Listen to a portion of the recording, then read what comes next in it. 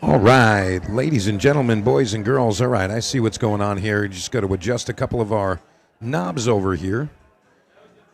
And if you are watching this match right now on YouTube, Omega Billiards TV, April Larson and Rene Carreon, that's going to be starting right now.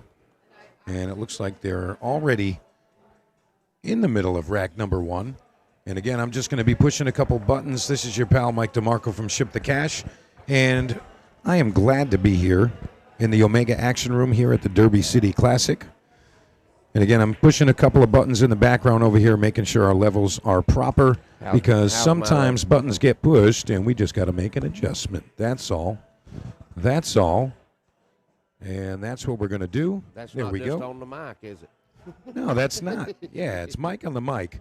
And if you heard that lovely voice right there, Lovely. that's our friend, Mr. Charlie Bryan, Hillbilly himself. Charlie, how you doing? I'm doing good, sir. And I got to say, Are you turning me up, Dustin? yeah, I'm turning you up, yeah. So I got to be honest with you. Tell me if I'm getting in the red. Oh, no, you're not going to get in the red. We're going to be just fine because that's what we're going to do. Yeah, he's getting me where I don't have to talk loud, because I already talk loud. And then we're going to turn that up just a little bit. There we go. There we go. And I think that sounds okay right there. Well, the silly hillbilly is back in the booth. We got a couple pretty good matches going on right now. We got a one-pocket match with like 10,000 points, correct? Yeah, that's right. Trapper Don and Justin. Gotta love that. And just keep in mind, if you are watching the one-pocket match, Trapper Don and Justin, you can hear us also. And, you know, they're kind of keeping their match a little private. We got the scoreboard up there, but they're keeping score privately, and we're not going to intrude on their action. So they're going to do what they're doing. But if you don't want to hear us talking about April Larson and Rene Carreon, you can go ahead and hit that mute button. Or if you want to stay on and listen to what we're talking about, now you'll get updates on both matches. So in either case, we got you covered for some good action tonight. And Charlie's going to tell you a little bit about what happened last night. I ended up getting out of here a little bit early, and I know that there was a couple of games going on. Charlie, what did you witness? I actually got out pretty early too, Mike. Miss Chrissy, she stuck around, and there was a couple pretty big matches last night.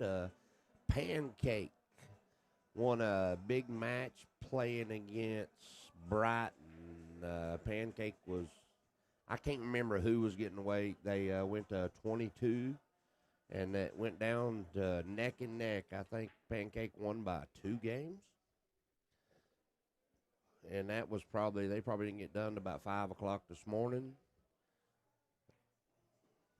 And I don't know what all else.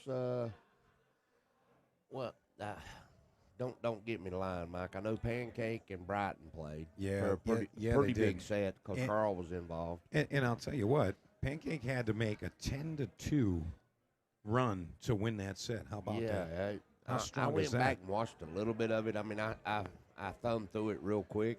Yeah, it was 22-20 was the race. Why? And he had to come back and win it. He's like, you know what? I'm just going to have to win now. Yeah, and boy, he celebrated too, boy. Please and thank you, he said.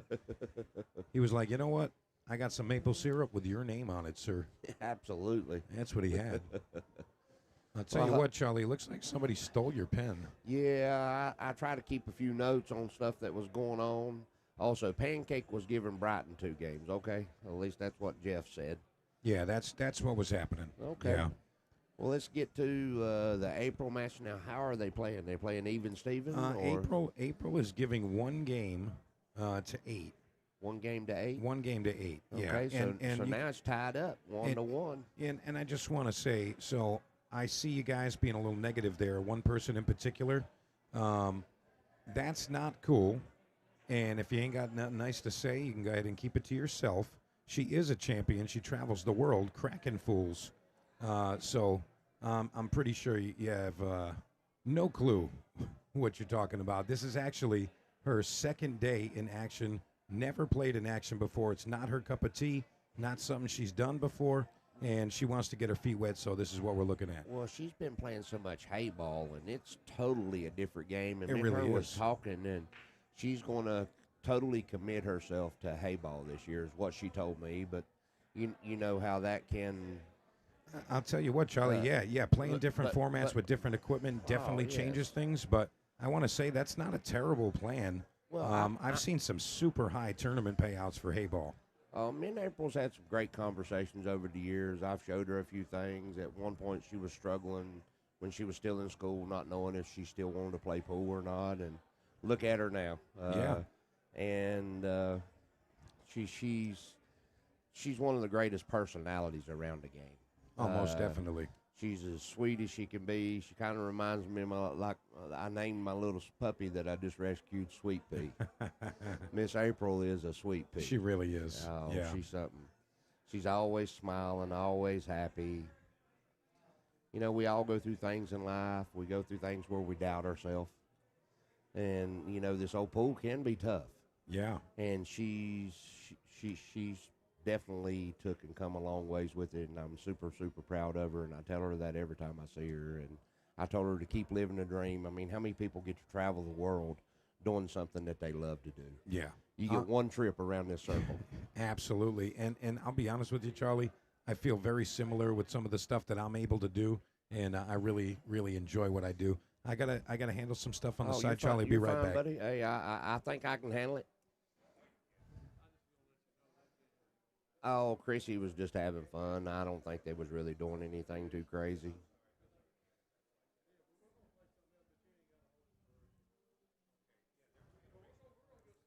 So, hey guys, we appreciate it. Guess what we got? Guess what we have done? All week long, we've been talking about we wanted to get to 15,000 subscribers, and guess what we did, ladies and gentlemen? And I can't thank y'all enough for helping us achieve that goal. And I'm going to hang in here as much as I can tonight. I had to cut it in early last night, or you would have heard me on the mic more. I've been fighting this daggum old head cold for, over a week now. But I'm feeling pretty good tonight, and we're going to see how it goes. So let me get to talking about the games and stuff. So April's got a good shot here on the 9-ball. You know, just stay down, be smooth, be positive. Set your foot point, and there it went. So April is up 2-1 because she's given one on the wire in a race to 8. So let us know where all we're, because I got yelled at. I don't know. Yes, she does. I mean, April's a great player, guys. You know, she's always growing. She's trying to learn.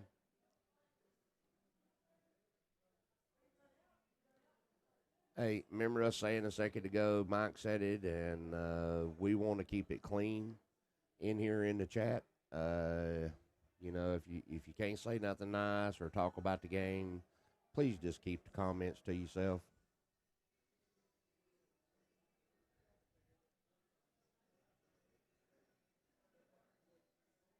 Yes, that was a nice breaking run. She's getting ready to crack them right now. There goes the wing ball. One ball got slapped. She's got a good return on the one. The only issue I see is the 2-ball. So if she goes in between the 5-9 here with a little bit of center left, so you're going basically 4 diamonds to the end rail, and if you come 5 to 6 diamonds back up and you don't use too much left-hand English here. A big mistake that a lot of people do, they'll put way too much left. The angle of the shot will put left on the ball for you. So she traveled about 5.5 to 6 diamonds after contact. So here, Miss April's just going to follow through the ball. She needs to come back to the center of the table and have a little bit of an angle. I mean, she definitely needs to make it back to the center of the table. Well, the last day will be Sunday for the action. I just don't know how many people's going to be here for a championship Sunday. And who knows what's going to kick off tonight. I mean, we never know. And so I'd like to mention some sponsors and stuff. But before I do that, if you haven't hit the subscribe button to the Omega page, please do so if you don't mind. You know, we're bringing this all to you for free, and it helps us and it helps our sponsors. And like I said, these high stake matches, you never know when they're going to take off, and a whole bunch of people are itching right now to be able to do some things, and so you never know what you're going to see in here. So some of the sponsors are Omega, and everybody, if you ever see Omega Mike, thank him for doing what he's done. He's had this room for about 5 years, and you never know what you're going to see in here when it comes to, betting points. So the sponsors are Diamond Pool Tables, Go Cloth, Omega TV, Off the Rail, Action Palace, and none of this would happen if we wasn't here all at Derby City. And they're playing with the Dynasphere balls here in this room. And like I said, the Diamond Pool Tables, man, they are, to me, the best table on the market, going from table to table to table to table. I haven't played much on the New Brunswicks, or I haven't played any on the New Brunswicks. Years ago, I don't mean to keep saying, goodness gracious. Well, I appreciate it, buddy. Thank you for the kind words, and I plan on doing this a whole lot more. It's been a while since I've done it, and I'm excited about doing it. So over here we got Rene playing, April Larson, Rene Carreon. Do not crucify me out there if I said it wrong, please. So he needs to use a little bit of bottom and just a smidgen of left-hand English. Because if you try to use way too much left-hand English here, it's easy to get to where you're going to have to cut the ball too much in the side, and you run the risk of scratching. But that's a great shot. He used just a little bit of left-hand English, got him a good shot on the 9. So it looks like it's getting ready to be tied up 2-2 because he's getting one on the wire. All he's got to do is make this 9 ball hit the back of the pocket, and he did.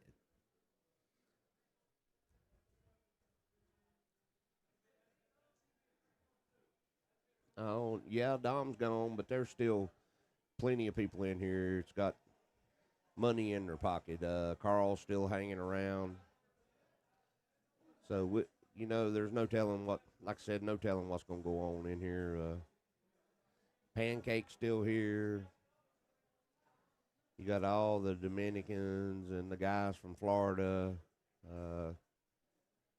There's no telling what you're going to see. I mean, really, there's no telling what you will see.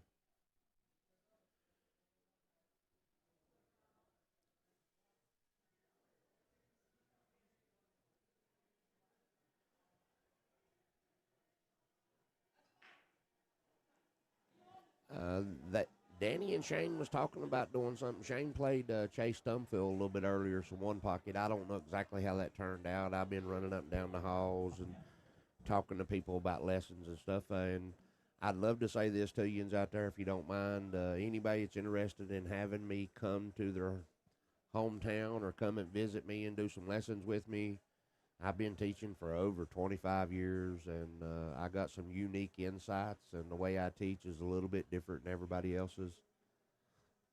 I believe in building the stroke and the fundamental structure, and then we go through systems. I start building baselines with you. And so if you get a chance, come spend some time with me. I promise you I can teach you some things that you ain't going to hear a whole lot of people talk about. So let's get back to the match over there. Miss Rene tried to play safe. I think maybe he left. Yeah, it looks like he left her room to make the 3 ball on the side.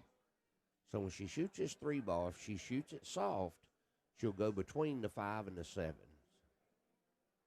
So she uses just a smidgen of right, but she needs enough right for when it hits the end rail that it don't come right back into the 7. It needs just a little bit of right-hand English, and make sure there's enough English on it to where it comes back by the 7. See, she was so worried about getting a shot on the 4. I think that's the 4. It might be the 8. And she was playing shape on the 5. Yeah, I was wrong. That looks like the 8 ball.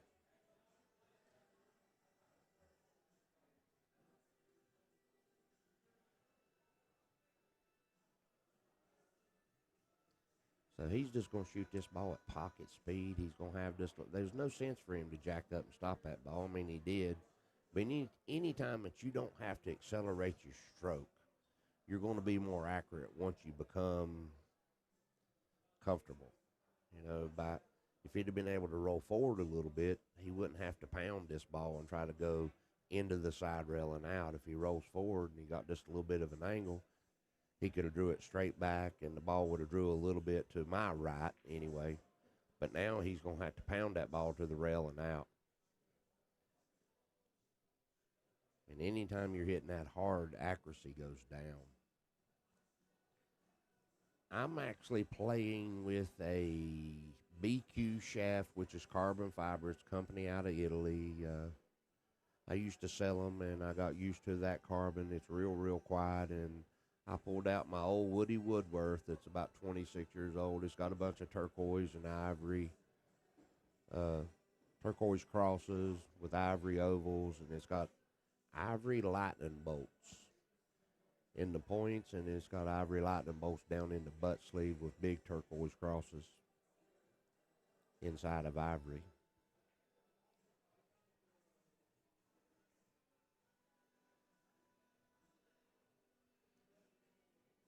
So Rene he was taking that rack off the 9-ball. So what I would do here is I wouldn't pound this ball.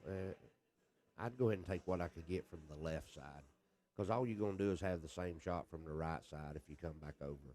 And now you run the risk of getting froze to the rail like he did. That shot right there is dependent upon which way you like to cut the ball. Do you cut the ball to the right, to the left? Because basically it's the same shot.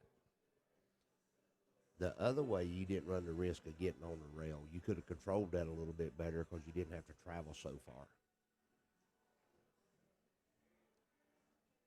No, Woody Woodworth is, Woody was living in Nashville for a while. I first met him in San Antonio, Texas, when I first moved to Texas about 25, I don't even know, a long time ago. And Woody made me a cue while he was in San Antonio. He used to be a cabinet maker, but then Woody moved to Nashville, I think it was, Nashville, Tennessee, right outside of Nashville. And now he's somewhere down in Florida. Started back making cues again. For a while, he wasn't making cues.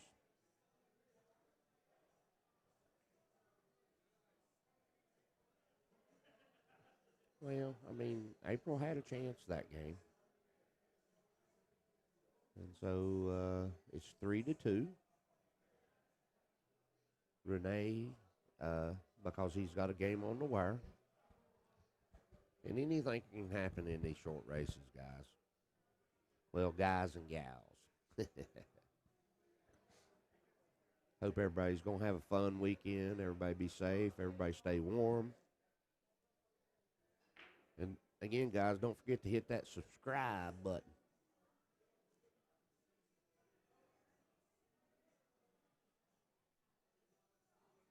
Yeah, everybody's a great breaker with that rack.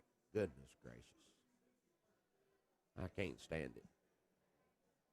If you don't know nothing about me, or if you do know anything about me, I've always been known for having a crazy hard break, and I can't stand these racks because everybody is a great breaker now.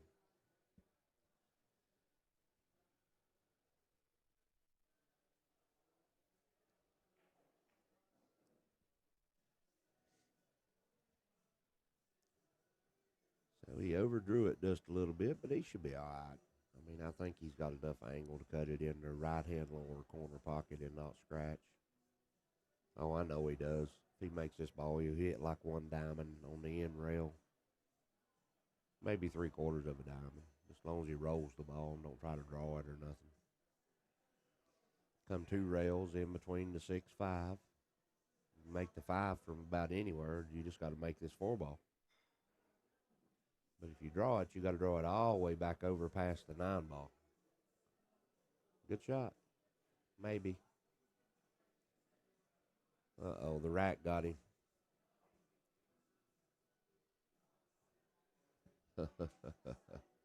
He bumped the ball and it barely hit the edge of the rack and rolled back in front of the cue ball, I think. You got to take them racks off as soon as you get done. And I've noticed this rack is hard to get off over the balls. It's a little bit small. They needed to cut it a little bit smaller on the inside of the rack because it does make it difficult to get it out. Now, I'm not trying to knock them. It's just wouldn't hurt to redesign them a little bit because they are hard to get off. Got a tendency to move the ball a lot. It's what I've noticed, and I'm sorry.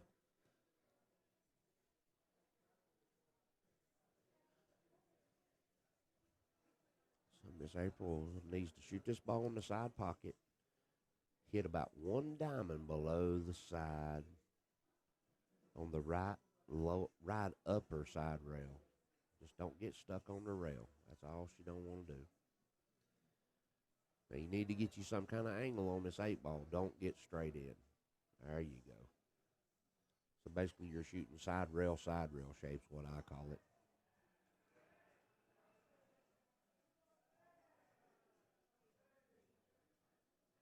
Absolutely, Ricky. I mean, y'all know what I'm a proponent of. I mean, if you can't, if you can't break the balls, they've took the driver out of pool, man, with these racks. It just drives me nuts. I mean, because when I grew up, everybody was racking for everybody, and nobody knew nothing about racks or anything like that. Or, I mean, they did know a little bit, but if you didn't have a big break that you could fight through, if you didn't have like I said, if you didn't have a big break to be able to make balls and hit them hard, you're just setting yourself up for failure. So you had to learn how to hit the balls.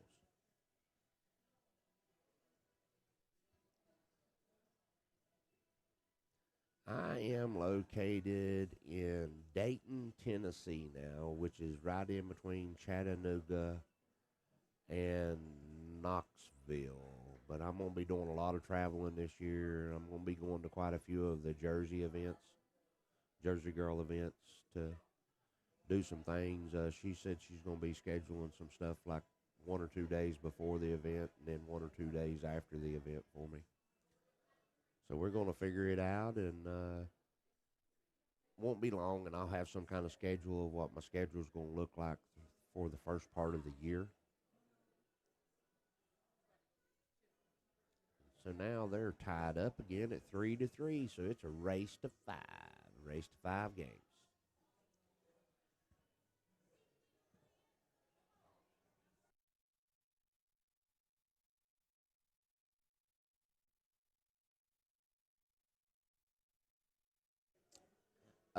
I had come to Vegas the last couple of years for the APA. I don't know if I'm going to make it this year. I just came out to just meet and greet people and try to meet people that I could go teach.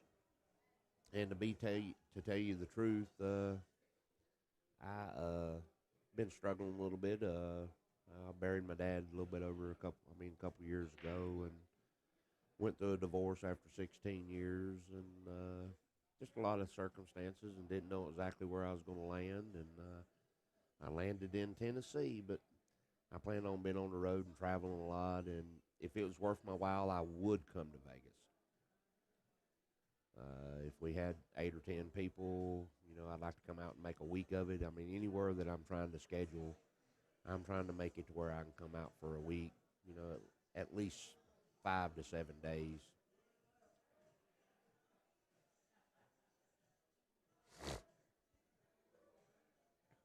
Well, anybody that knows me knows I love to teach, and I know a lot about the game. But let me get back to the April match. April's just going to have to thin this ball. About all she can do. I think ultimately she's trying to hit it thin enough that she can go around that 3-ball and use the 3-ball's coverage.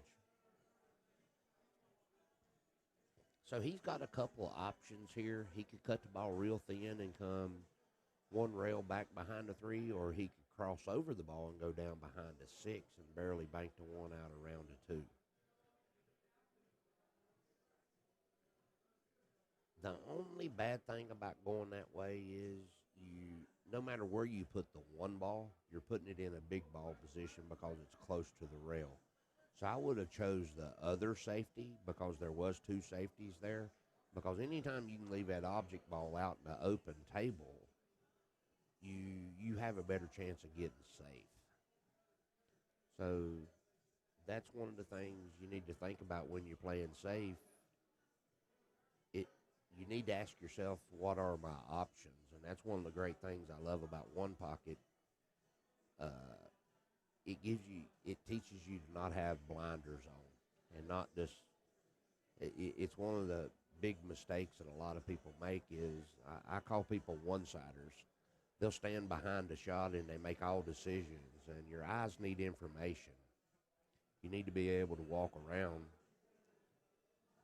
Yes, I am headed to Nashville after this event. I've got 3 days. No, I got 3 or 4 days worth of lessons in Murfreesboro. And then Friday, I'm coming up to Nashville, and I'm probably staying for at least 2 to 3 days after the Jersey Girl event in Nashville to do lessons. And, I mean, I'm subject to stay longer. I got a couple people talking about me coming to Memphis.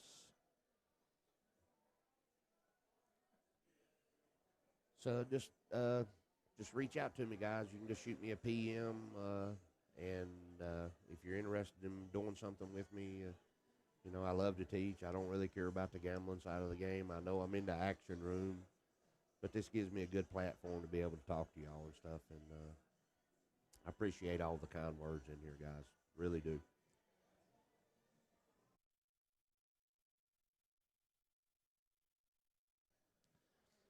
Ricky seen me do a lot of things down there, was around me quite a bit when I was down in Villa Rica area helping people, and I know I've seen a lot of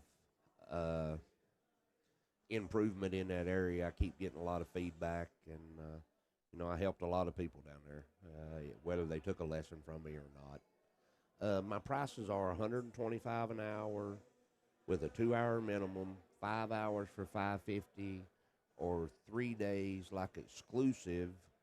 But honestly, on my 3 days is $1,500.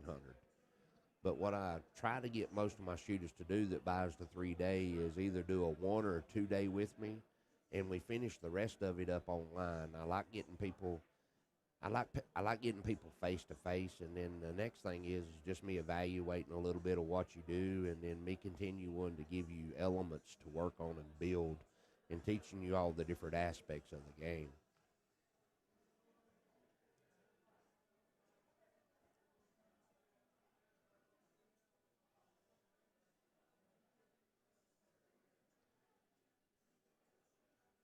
Yes, it does vary if I got to travel or not. I'm starting to add in like expenses and stuff like that.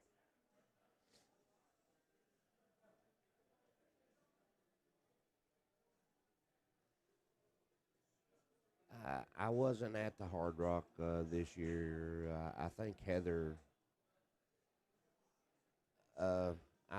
went to that event, my ex, and I don't really know. I know last time I was up there, I wound up doing a few lessons while I was up there, and the tournament seemed pretty good, but I just don't know how it was or how it's been the last couple of years.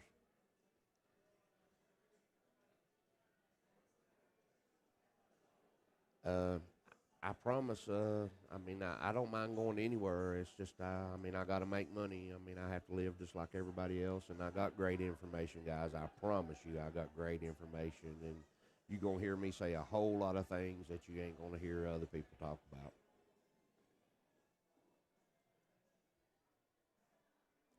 I make it so simple that anybody can learn, but it's just a lot of information. So I don't mean to keep talking about me here, guys. I appreciate it. I keep reading all the comments and stuff. I really apologize about that. Looks like they're over hitting balls on the bar table a little bit. They may be trying to get some stuff going. So the score in Rene and April's match is 3-3. He's playing shape on the 5 in the side pocket. He's got a good chance here. He's just shooting out a small pocket. And since he's just floating it in, this should be a pretty good shot.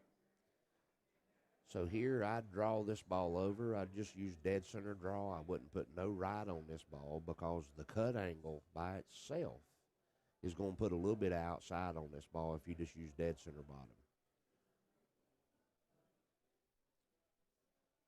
So it's one of the things, if you've got 3 or 4 diamonds before you get to the first rail and the ball has a chance to arc and the friction of the rail, then the ball will already have a little bit of what I call turnover English, which would be outside English, so it's going to help you if you don't need a lot of outside English. And those shots come up all the time.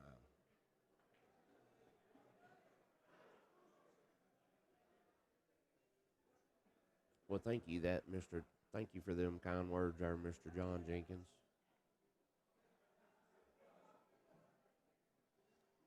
Yeah, we got a big group around the bar table over here. You can't really see them on the left side. You see that one guy hitting balls. Right behind him is probably 30 people.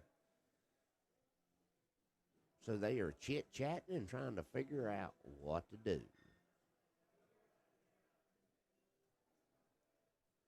Well, what are you talking about? I'm glad you turned me on there, Speak Life. I don't know who it is, but I appreciate you taking me off of mute. I know I got a unique voice and stuff, and there's a reason they call me the Hillbilly. My name's Charlie Bryant. My new little brand that I ain't really doing a whole lot with right now is HB. I plan on doing more. What do you mean? I hope I didn't put words in your mouth. No, you didn't, sir. You're fine. And we're just here having fun, and I'm trying to keep up with the matches and things and do the best I can and maybe give y'all a few little nuggets on the way. So they're trying to figure out what to do on the rack over here. I think the 6 is sitting on it and the 9 is sitting on it. Makes it hard to get it off. It really does. I mean, even if you had a ball marker, it still makes it tough.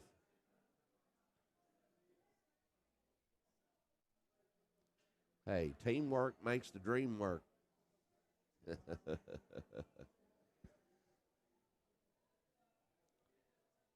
He's jacked up a little bit here. He's probably going to thin this ball on the left-hand side and come around the table, I would think.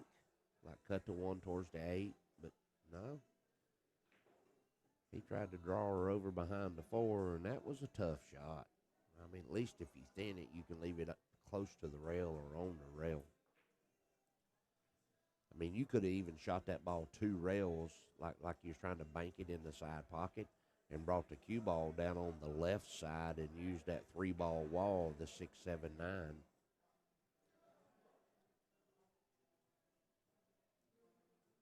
So Miss April is probably going to try to put him up behind the 4, but she needs to hit this 3-ball where the 1 ball goes to the other side of the table. No, she shot at it. I don't know what I was thinking.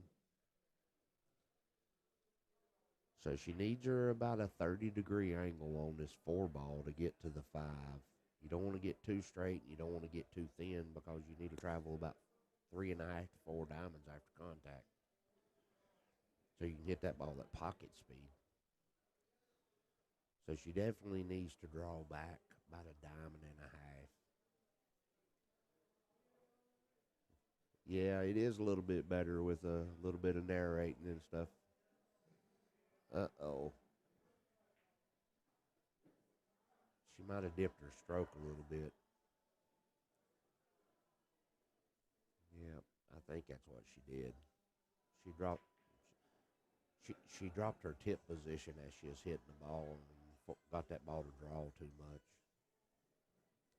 If you have a tendency to drop your tip, back your hand up about 2 fingers, and you won't drop your tip as much because what happens is as you're coming through the ball, you let the hand come up, especially if you're one of the people that pins their arm. I'm a big proponent of let it go, let it flow. I believe in letting the elbow release so you can keep your cue level. for 1.5 to 2 foot. Good shot, Miss April. That was a good shot.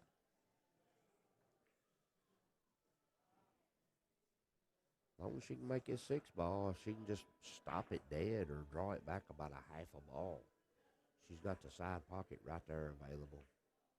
Just don't get dead straight in. That's the whole secret of this shot. No matter which angle you get, whether you go through the ball to the upper right side rail or the lower side right side rail, just don't get straight in. And it don't look like she did. Looks like she's in a good position. Now, I don't like hitting these balls with super, super high. I like hitting this ball with about half tip to 3/4 tip above center and just let it go through naturally. I don't like to get extra top spin roll because sometimes it can be hard to judge and you overhit the ball. Like when I'm using English and different things and shooting shots like that, I always want the cue ball to come off as if I kicked it. And so I don't use a lot of extreme high unless I'm just shooting off the rail. So there's you a couple more little nuggets of wisdom, if you don't mind.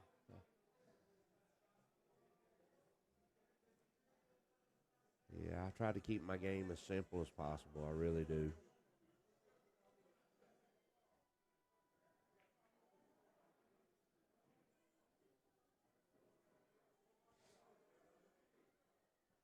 Well, I mean, I really don't do that. I'd rather just, Mr. James, I mean, I'll do a 2-hour lesson with you, sir.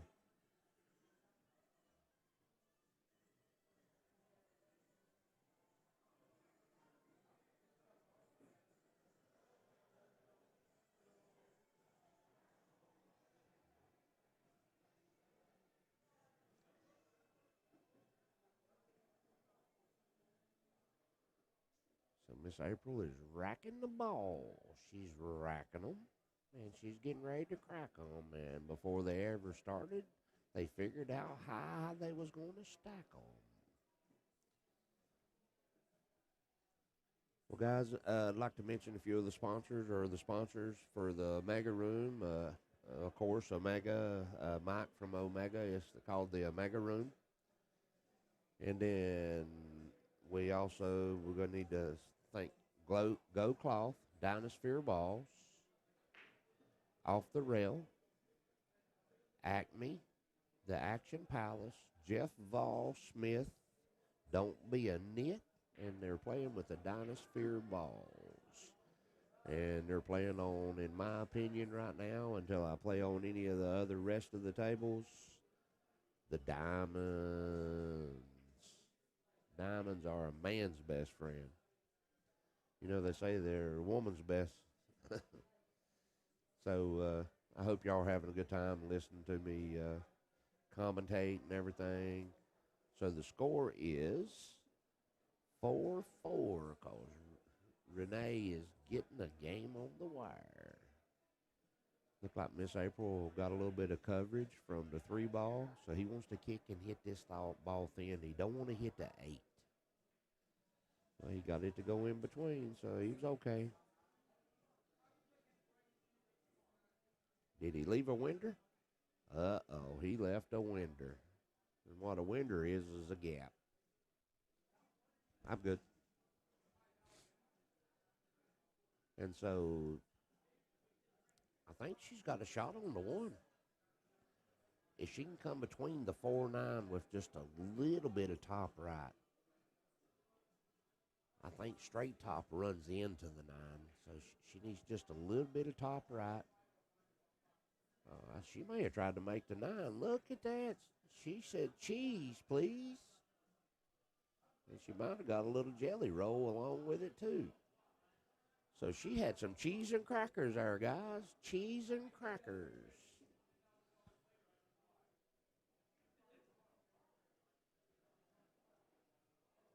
I done gave y'all some good nuggets of wisdom.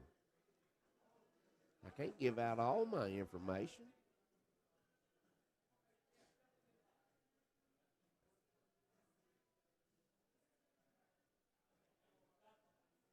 So Miss April I, you know, for me personally here, when I shoot this ball, I probably would try to shoot this ball pretty firm with center right and go ahead and just run into the bottom of the four, two rails. I wouldn't try to come around the table on the shot. It's too tough. Yeah, I would have went ahead and just run into that traffic over there, and then if I don't have, I couldn't make nothing. You know, if she comes into that four, she would have more than likely had a shot, a good return shot. But she's just gonna play safe here and lock him up. Oh, she didn't get it up behind the four. She left him a little winder. So when he cuts this ball, if he don't use no outside English, he's going to run into, he's going to go between the 7-9. But it looks like he's going to try to play safe and bank the 2 around the 8 and bring the cue ball up behind the 3. But you had to get it past the 8 ball there. So here's a good little shot. If April could shoot the 2 ball between the 7-8 and float the cue ball up behind the 8 if it's available, or if the 2 ball will go by the 7, I'm not looking down the barrel.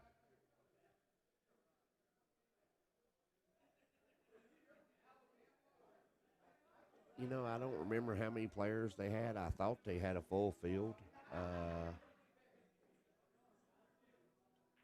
Well, it's a hold bank. As long as she makes sure she banks it long, there's nothing wrong with that bank shot.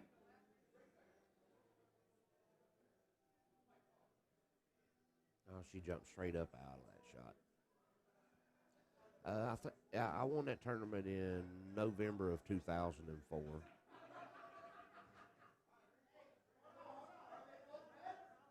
I just went pro that year. I didn't go pro till I was 36. Yes, sir. Glass City Open. First time I'd ever played it.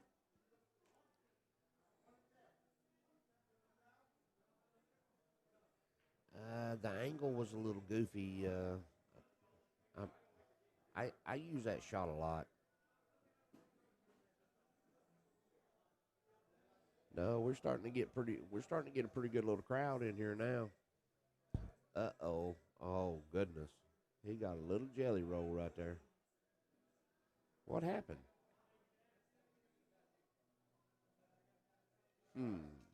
I don't know what happened. So was he kicking it? Oh, okay. He kicked it to 3 and he didn't hit it.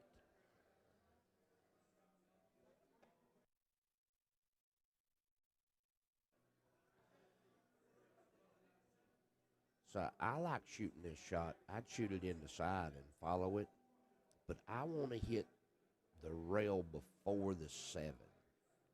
If I don't feel comfortable about shooting a 3 and running into the 7, but I may shoot the combo here too, but the 4's running away from the 9 if you shoot that combo. I don't like shooting this ball and stunning it. I mean, it's a good shot. Now, if she's going to shoot the combo, she's okay here, and there's nothing wrong with shooting it that way. But you just got to be careful here and not let the 4 get away from you and shoot this combo too hard. So if she's going to shoot this combo, she only needs it to drift over like 3 or 4 balls and just shoot dead center bottom. You don't need no right-hand English on this ball at all. So don't shoot it too hard, because if she shoots it too hard, it's going to go past the 9.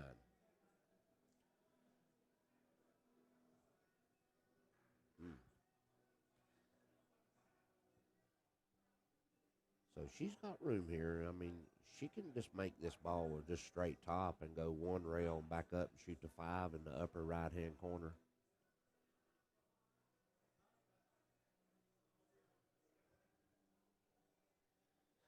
Well, it looks like they may be getting ready to do something on this ball table. I'll be right back, guys. I'm going to find out what's going on and see if I can't get it programmed in and everything.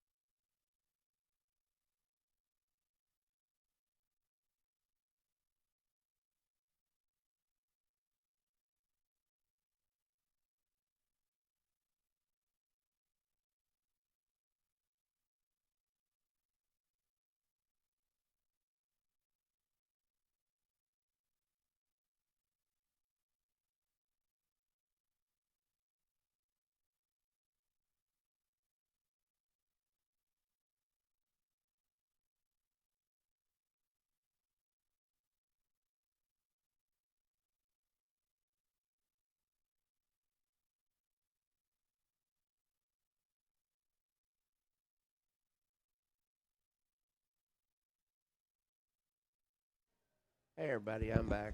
We got a little action on the bar box. We got Mike Christopher playing Brian Bosch. Mike's giving him one game on the wire, going to 10, and they got 4,000 points in the middle at least.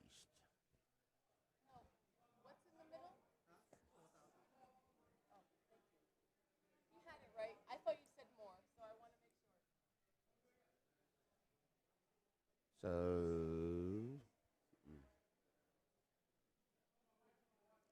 So April is up 5-4 now because she's given up one game over there. It's not online.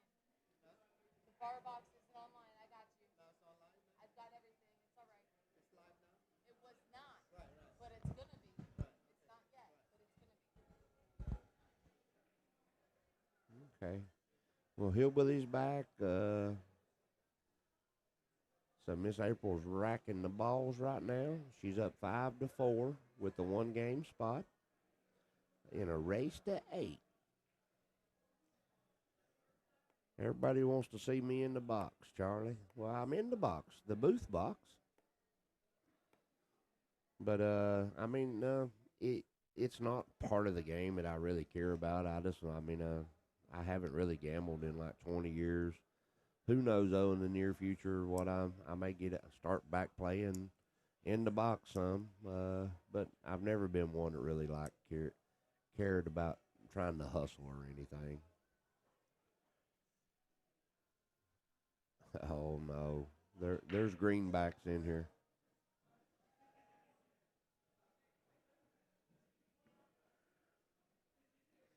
Yeah, it's been like 20 years since I've played for anything serious in the middle.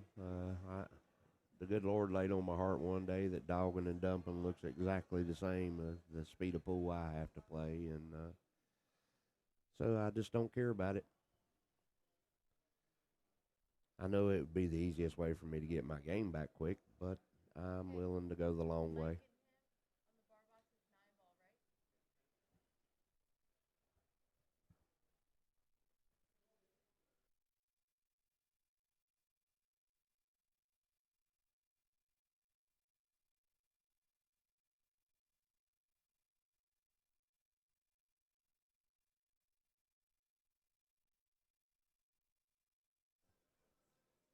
Okay.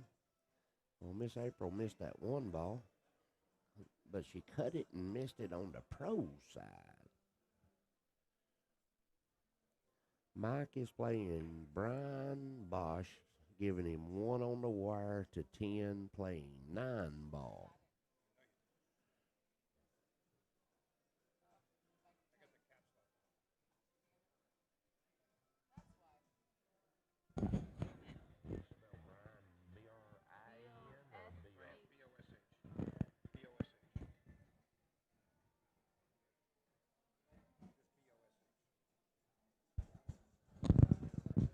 Ooh, sorry about that reverb there, guys. I was touching my microphone. So it looks like April left Rene a little bit of an edge.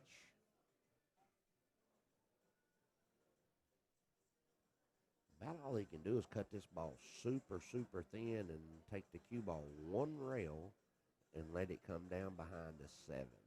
Or either he's got to cut the 1 and use the 7 as a blocker. Well, looky there. I made a good call.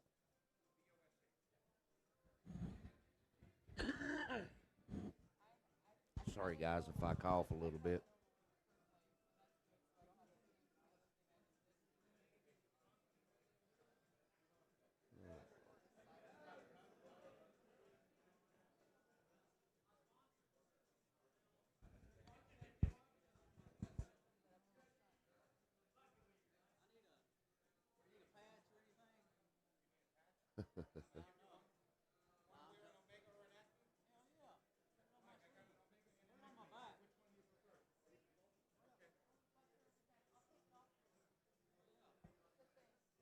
Okay, he's going to spin around this ball and try to kick the 1 up, Tay. I hit it pretty good. So April's probably going to kick 1 rail. Going to kick 1 rail into the 1 don't know if she's. Looks like she's gonna go to the long rail. I'd probably come to the short rail because if you, either way you get separation here, the balls are separating on different halves of the table. The bad thing about kicking the ball that way, both balls are headed to the same half of the table. So there's one of my nuggets of wisdom. If you have the opportunity to kick side rail, always choose that over in rail if both balls are going to go into the same half of the table. So even if she hit it on the high side or the low side, kicking side rail, you have the opportunity. It should be live on Facebook now.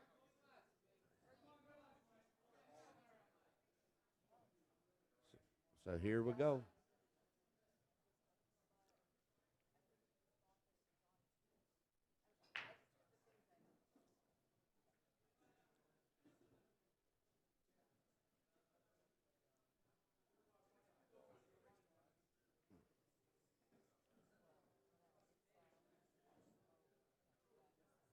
Yeah, me and Danny had a couple of good matches. I beat him for the winter side, and then I beat him in the finals.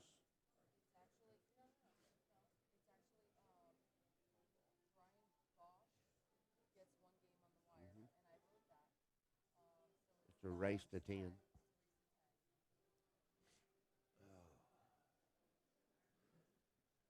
So Rene over here, he's going to try to draw it. See, I'd follow this ball with center left and come around. I wouldn't draw this ball because you run the risk of that scratch right there.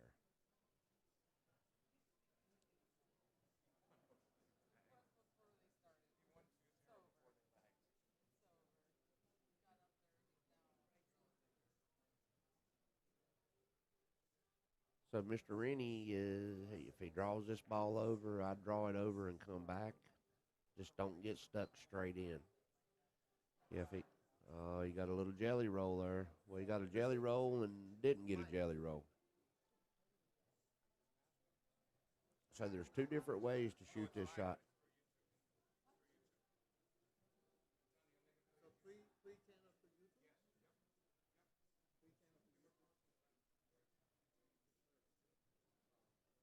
Okay.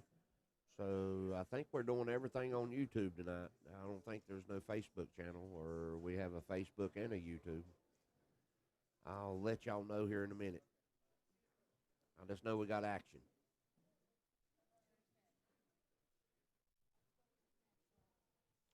So we have three channels on YouTube now? Okay, so all three of them are on YouTube, guys. So you can flip back and forth pretty easy.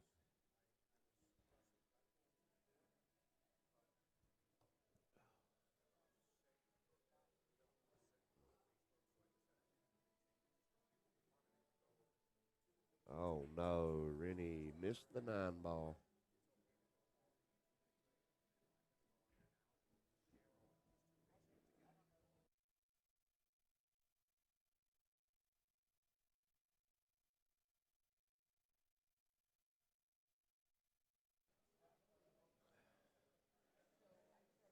So Miss April is up 6-4 now if we count the game.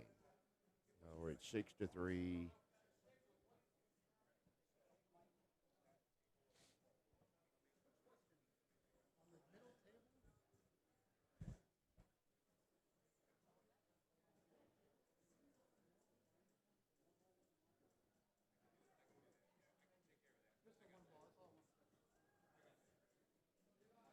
Okay, Miss April is racking, and she is up 6-3.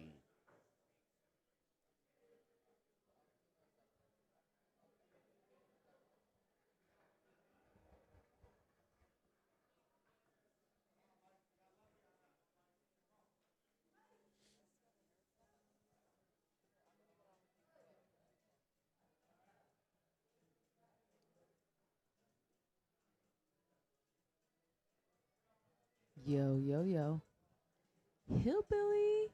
Do you mind manning the booth for just a second while Of I go to the bathroom? course. Are you I kidding need me? to go to the bathroom. Yeah, like, please don't hold it. TMI. TMI, Hillbilly.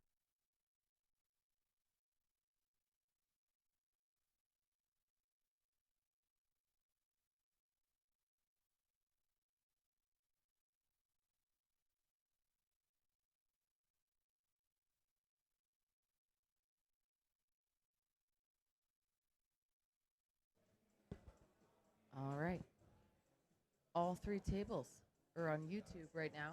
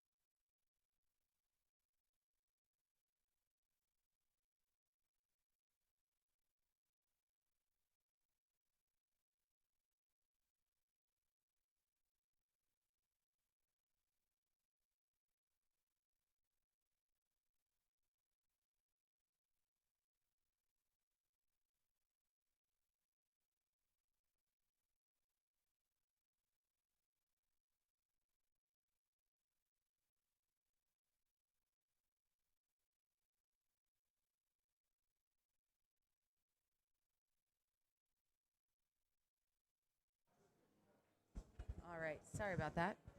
We are back. Everybody's on YouTube today. We don't like the fact that the matches are going to be deleted on Facebook. So we decided, you know what? Today we're going full YouTube. So if you aren't with us on YouTube, well, you need to be. And I also need to get everybody's Kane. Kane is always helping me out. How about that, Kane? It wasn't close to my mouth. And as loud as I am, I guess it still was low. Kane, holler at me. How does it sound now? Yo, yo, yo. This is Jersey Girl. Kane, can you hear me? And also, oh, still low. Okay. Hold on 1 second, Kane.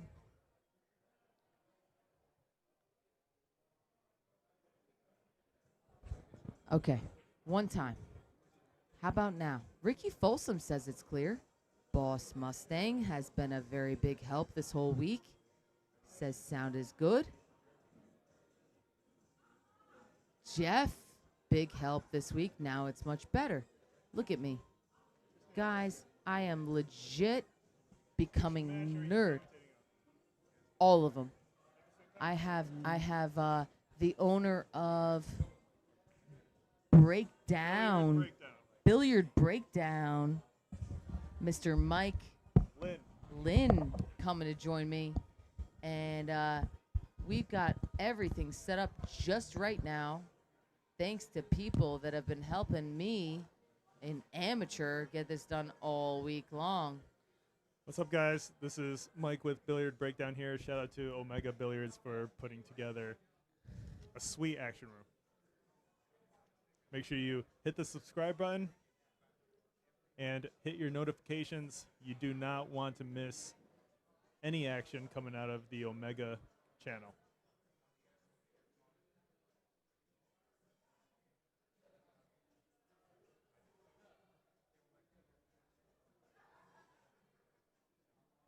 Yeah, you guys got to stick around tonight. We've got a lot of action coming up. All 3 tables, I guess, are going to be on YouTube because we just found out that apparently Facebook has decided to start deleting videos. Really? And we don't like that. What's the reason they come up with for that? I have no idea. Probably because they want to keep all the monies and not pay to store our videos. But I have heard that basically any of the videos that you put out to Facebook, you have 30 days before they're deleted. And we want tonight to be saved forever. So you can see us on YouTube. We're going to have all 3 tables on YouTube all night. Well, look, for long live streams, YouTube is the preferable platform to do it on. So a long way from Jersey Girl. I don't know. I've always been a Jersey girl. Oh, yeah? But I live an hour and a half away now. I got to claim Kentucky. I do. I guess. I don't know if that's a congratulatory thing.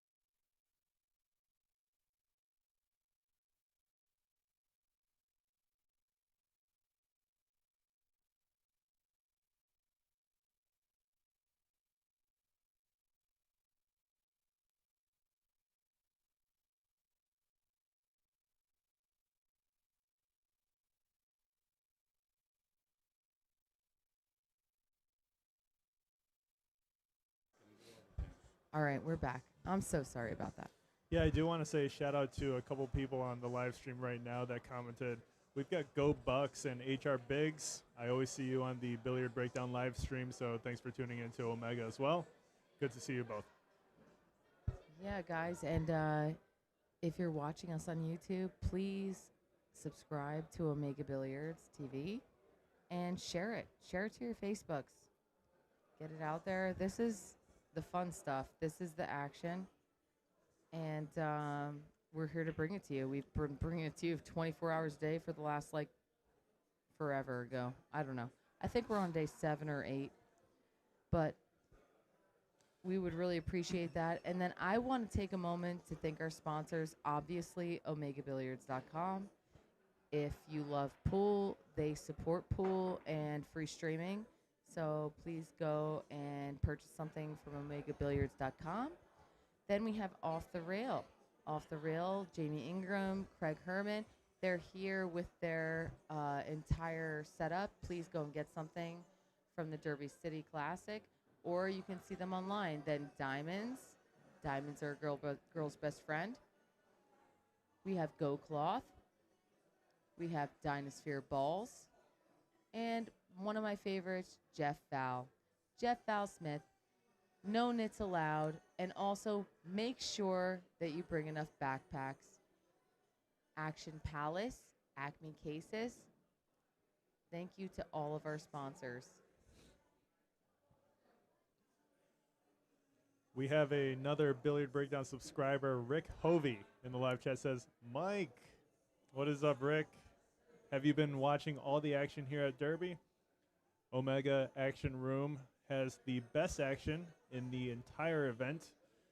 And don't forget to sign up for xpool.live where you can catch all the tournament action as well.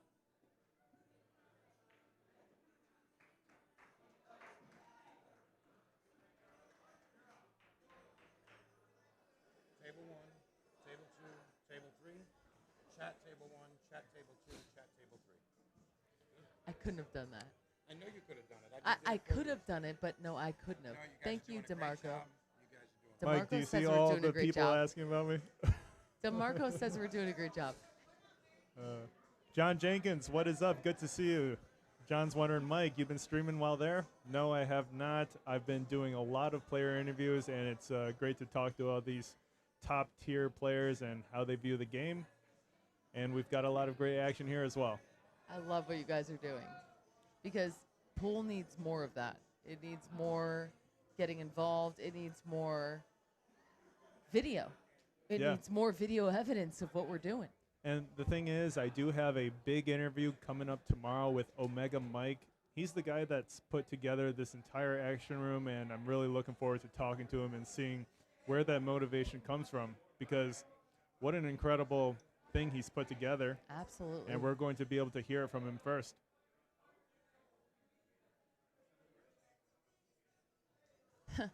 Kane says, honestly, for months I thought these Jersey Girl tournaments were only for girls in Jersey. I'm so sorry about my name. I've only found out recently that Jersey Girl is a person. That's funny shit, dude. We also have James Mondi in the chat. Says, Mike, I've been on your channel. Good action, and I like your interview with Shane Van Boning.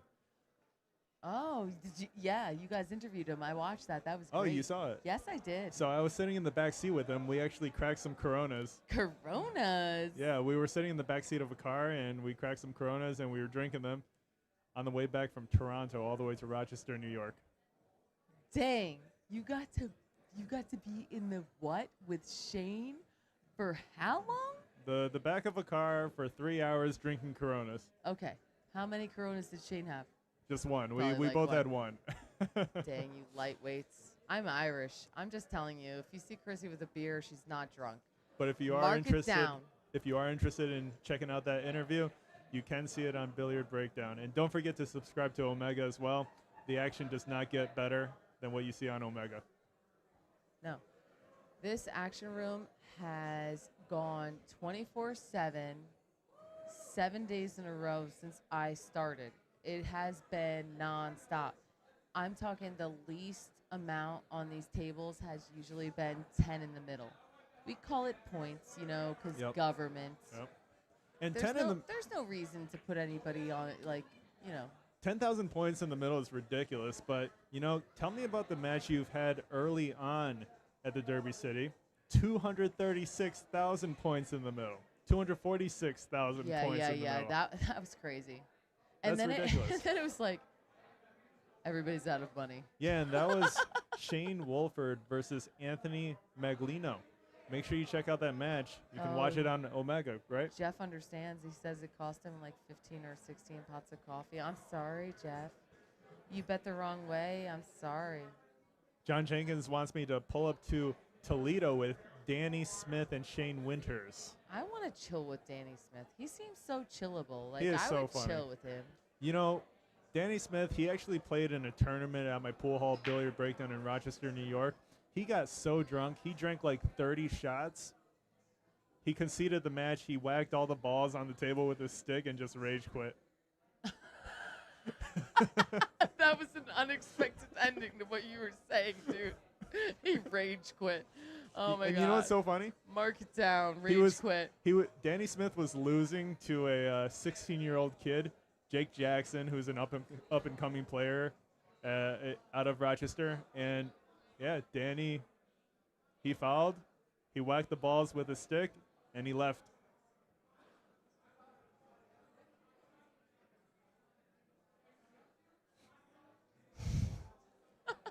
Rick Hovey in the live chat is wondering, oh boy, what's Shane Winters getting into? Well, Shane Winters has been getting action nonstop, and somehow he always comes out on top. He beat Lucas Fracasso-Werner in the pool action TV room for 5,000 points, I and didn't you hear know that. he's been playing people throughout the mat or throughout the He's entire been in Derby here City. like I didn't even know he was anywhere else. How did he have any more time to play pool? He the started. guy has been in here like the whole time. It's like Shane Winters verse. Shane Winters verse. He started a match with Lucas Fracasso-Werner in one pocket, raced to 5 at 2 in the morning, and it finished at like 5 in the morning. Wow. And then I think he came in here that very night and got into something else. That's ridiculous. I literally can't be sure, but all I know is literally every night I apparently drew the short straw, and I didn't even know we were drawing, but they were just like, if you want to, you do this. And I'm like, look, we can't have $20,000 points matches going off without nobody here. So Yeah. Chrissy's been here like, I don't know, 3-4 days in a row. It's all blending together at this point. 9 p.m. to 9 a.m. Those are my shifts. Wow. You know? Yeah. And I swear he came in like around the 5 a.m. point that you're talking about. That's crazy. And he played somebody else from 5 to 9. That is ridiculous. Shane has been going. He's definitely been on our streams every day this time. And this you know week. what's crazy about Shane So Winters? go Shane. What's crazy about Shane Winters is he gambles so much, but I don't know if anyone has a win percentage rate like Shane Winters. He wins 90% of all the bets he places, and I don't know how he does it. He's quite the veteran gambler in the pool scene. Yeah. Well, you know, as much as these pros got it going on and we all like watching them, the gamblers are kind of where it's at for me. Me personally, it's kind of fun. You It know what is. I mean? I And, mean- and I keep wanting to leave, and these people like Jeff keep being like, you can't leave. You can't leave till it's over. And then it's like 8:30 in the morning, and I'm like, oh, my God, it's light outside. Oh, God. Yeah. Jay Son Elias in the live chat says he played Thomas Haas for 30K and won. Yeah, Shane Yeah, Winters that was is earlier on, yep. he's all over the place with the action, and he's somehow always makes the correct game and gets the win. Oh, I didn't even. So I've been sitting here with you, and I got everything set up, and then DeMarco helped us even further set it up. And now I finally get to look over April Larson's score. And it looks to me like April Larson must have won, and they didn't submit it. And go, girl. She is my spirit animal, and someday goals. Yeah, well, congratulations to April Larson. Great win. And what do you think we've got coming next? I don't know. But April Larson won, and also goals, and mad props to her. She's awesome. Look, standing right in front of the table is Danny Smith and Shane Winters. And Pancake. I saw Pancake. Pancake earned me some pancakes last night. Literally? He's been, literally. He's been the only person in this entire setup, and I'm not complaining. I'm not even here for money, man. My husband's okay with me doing this as long as everything's good. You Well, know, as long as I Christina- don't lose too much money. So Pancake ended up coming up to me and DeMarco. He's like, if I win, I'm going to tip you. And I'm witchy woman in the other guy now because I want some, like, tip, you know? Yep. I witchy woman. Pancake's in here playing a guy. He's down 8-2. Race to, what was it? I think it was 13. Yeah, it was 13. It was Byron or something, right? Yeah, Brighton. Brighton. His yeah. name's Brighton. Was Yeah. it 13? Everything's He was blending down together. a lot, and he came It was back. 13. I'm like 95% sure Yeah. it was 13. And so he was down 8-2. I'm witchy woman in. But He Christina, ended up winning.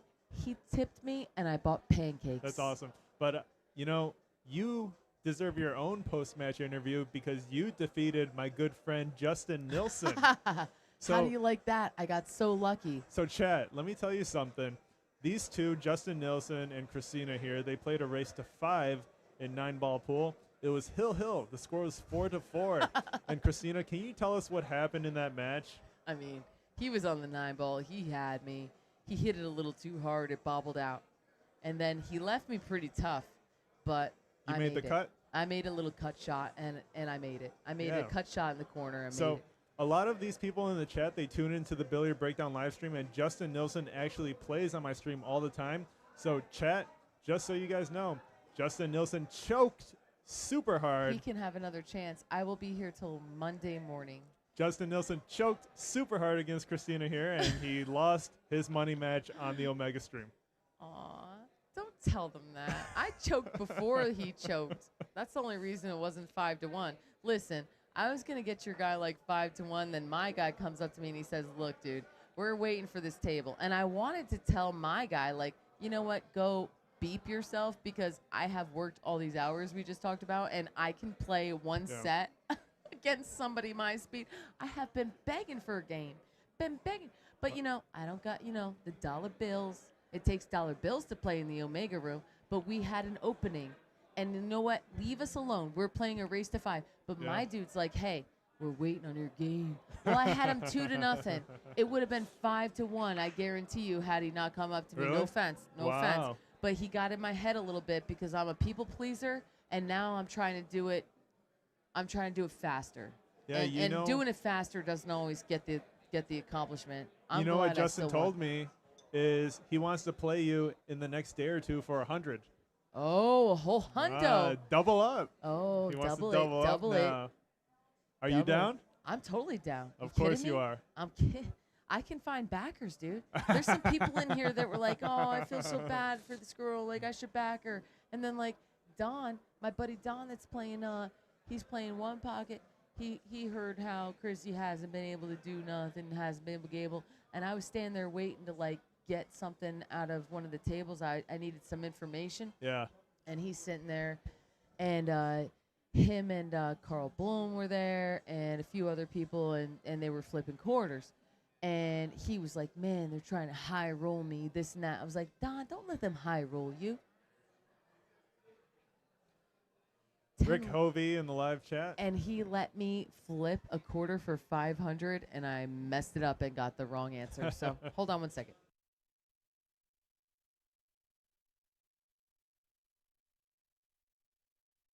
Yeah, you're good. Rick Hovey in the live chat. What's up? Says Justin choking on the 9-ball is nothing new against Christina. What's up, Rick? Thanks for tuning in. And who else do we have here? John Jenkins is telling me that I should flip a coin with Shane Winters for $20. I guarantee you he'll do it. Is there a new game? What are you trying to do? Shane, what? Shane is actually standing right in front of me. I might be able to do it. So I have to do that. Okay. No, I do. Oh, they did it themselves. When they restarted it over, they didn't put the race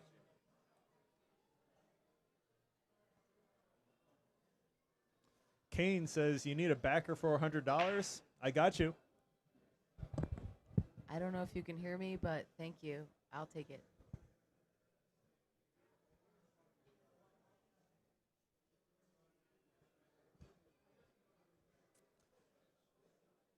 Well, guys, this is Michael Lynn with Billiard Breakdown, and it's been a fantastic first-time experience here at the Derby City Classic. From the tournament play to the top-tier players to Omega Action Room. This is a pool player's dream come true, and I hope all of you guys who have not been to the Derby City before, you guys find a way to make it out, because it does not get better than this.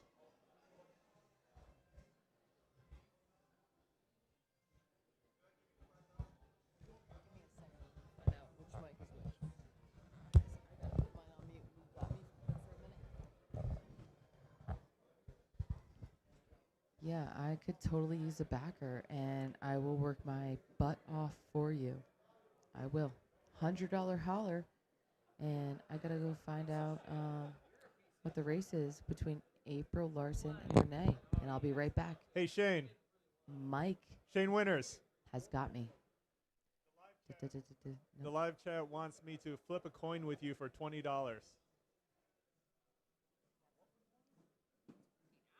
The live chat wants me to flip a coin with you for $20, Shane. I don't got it.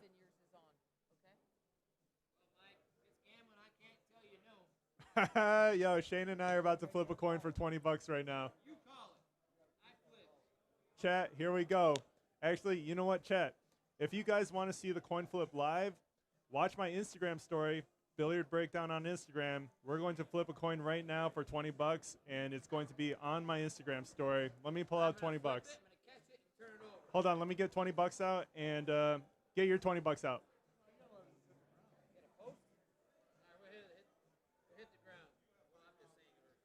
Flip. All right.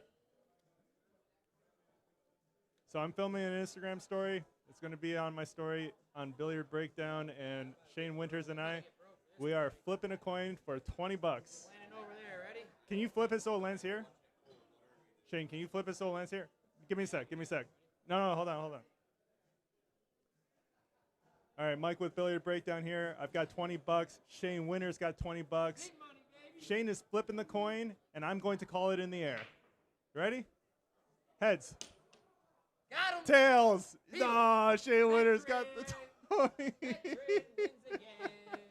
for coming out. Whoa, that's gonna taste good.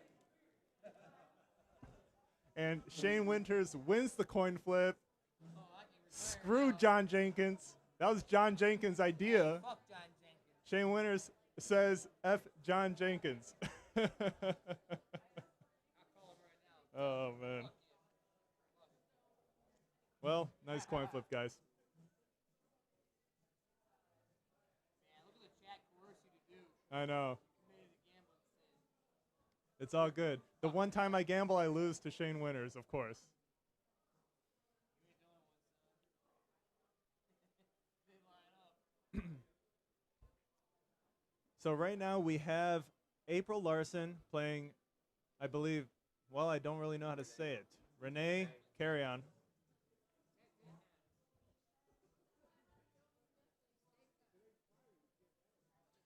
I believe it is a 9-7 race.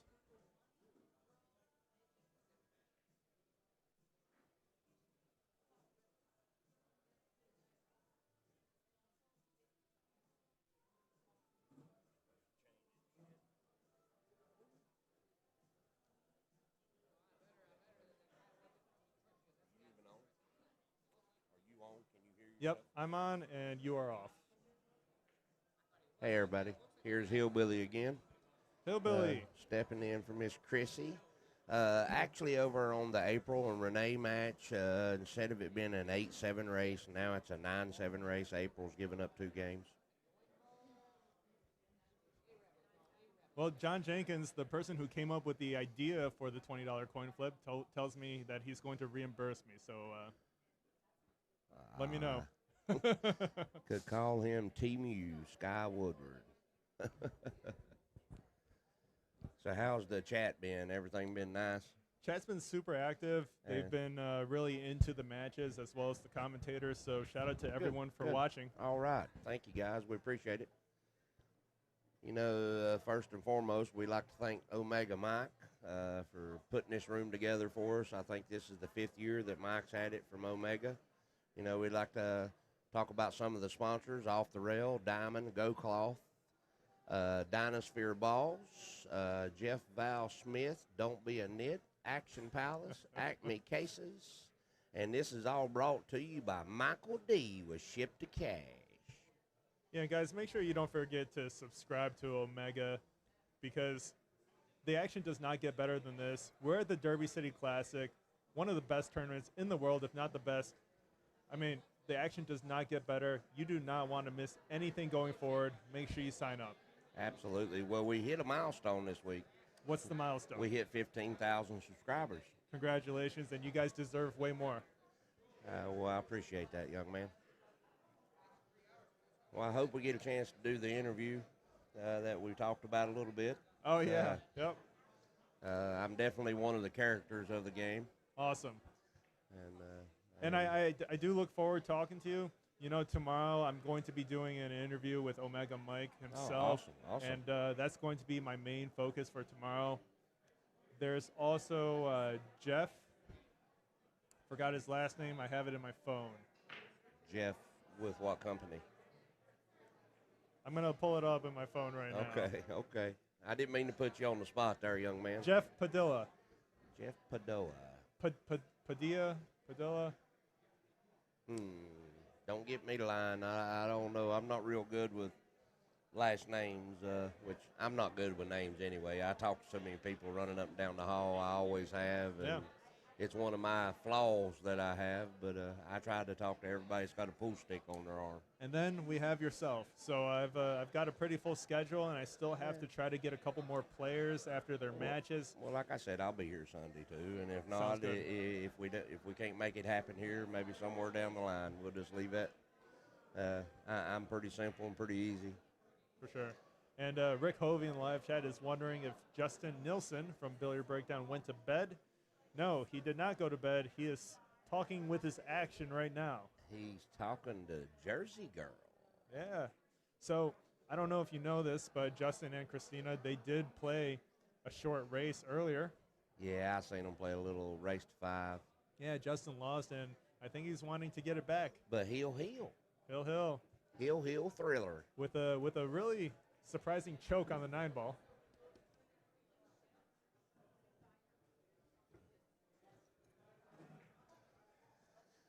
Well, guys, we got a good crowd in here. I mean, they've been in and out for about 2 hours now, and we're probably keeping a steady like 100 people in here. Uh-oh. Renee's getting 2 games on the wire, and he won the first game, so he's up 4-0 over Miss April Larson. So in your opinion, is that spot the correct spot to give? In my opinion, you should never adjust after one set. Okay. One set don't prove nothing in a race. Right. Be different if you was playing a head set, like 8 ahead, 10 ahead, and you lose a set. There's room for adjustment. It is a short enough set, too, to where anything can happen. Oh, absolutely. Absolutely. I mean, back when I used to gamble, it's been about 20 years since I've gambled. The only way, if I'm betting 3 or 4 or 5,000, you got to beat me a headset. I'm not losing my money on 1 game, 2 games, 3 games. Yeah, and Jeff Cipher in the live chat, he agrees with you. He says, hell no, she should never have adjusted.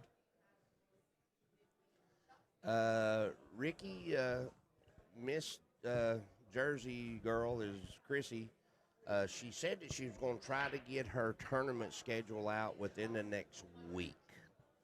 So I think you can check out her page on Facebook and stuff. But I've heard her say it a few times in the stream that she's definitely going to work really, really hard to try to get her schedule out, or at least some of it, by the next week or two. You know, with her, she's been staying in here super late at night. We've been tag teaming it. Michael D's been coming in at 9:30 every morning. I've been getting here about 4 or 5. And shout out to Mike DeMarco as well, everyone else who helps make this thing what it is. Well, they wasn't expecting the hillbilly. I'm in here, and I ain't even asked Omega Mike for any money. I just wanted to get in here, and I'm going to start doing more of it. Yeah. And me, Mike, and Chrissy's talked about working together and things. And, I've had a lot of great comments, me being in the booth and giving out what I like to call my little hillbilly nuggets. We actually do have James Mondi in the live chat. He says, Billiard Breakdown, you should invite Hillbilly to your place in Rochester, New York. Absolutely. Well, I was talking to Pancake, and,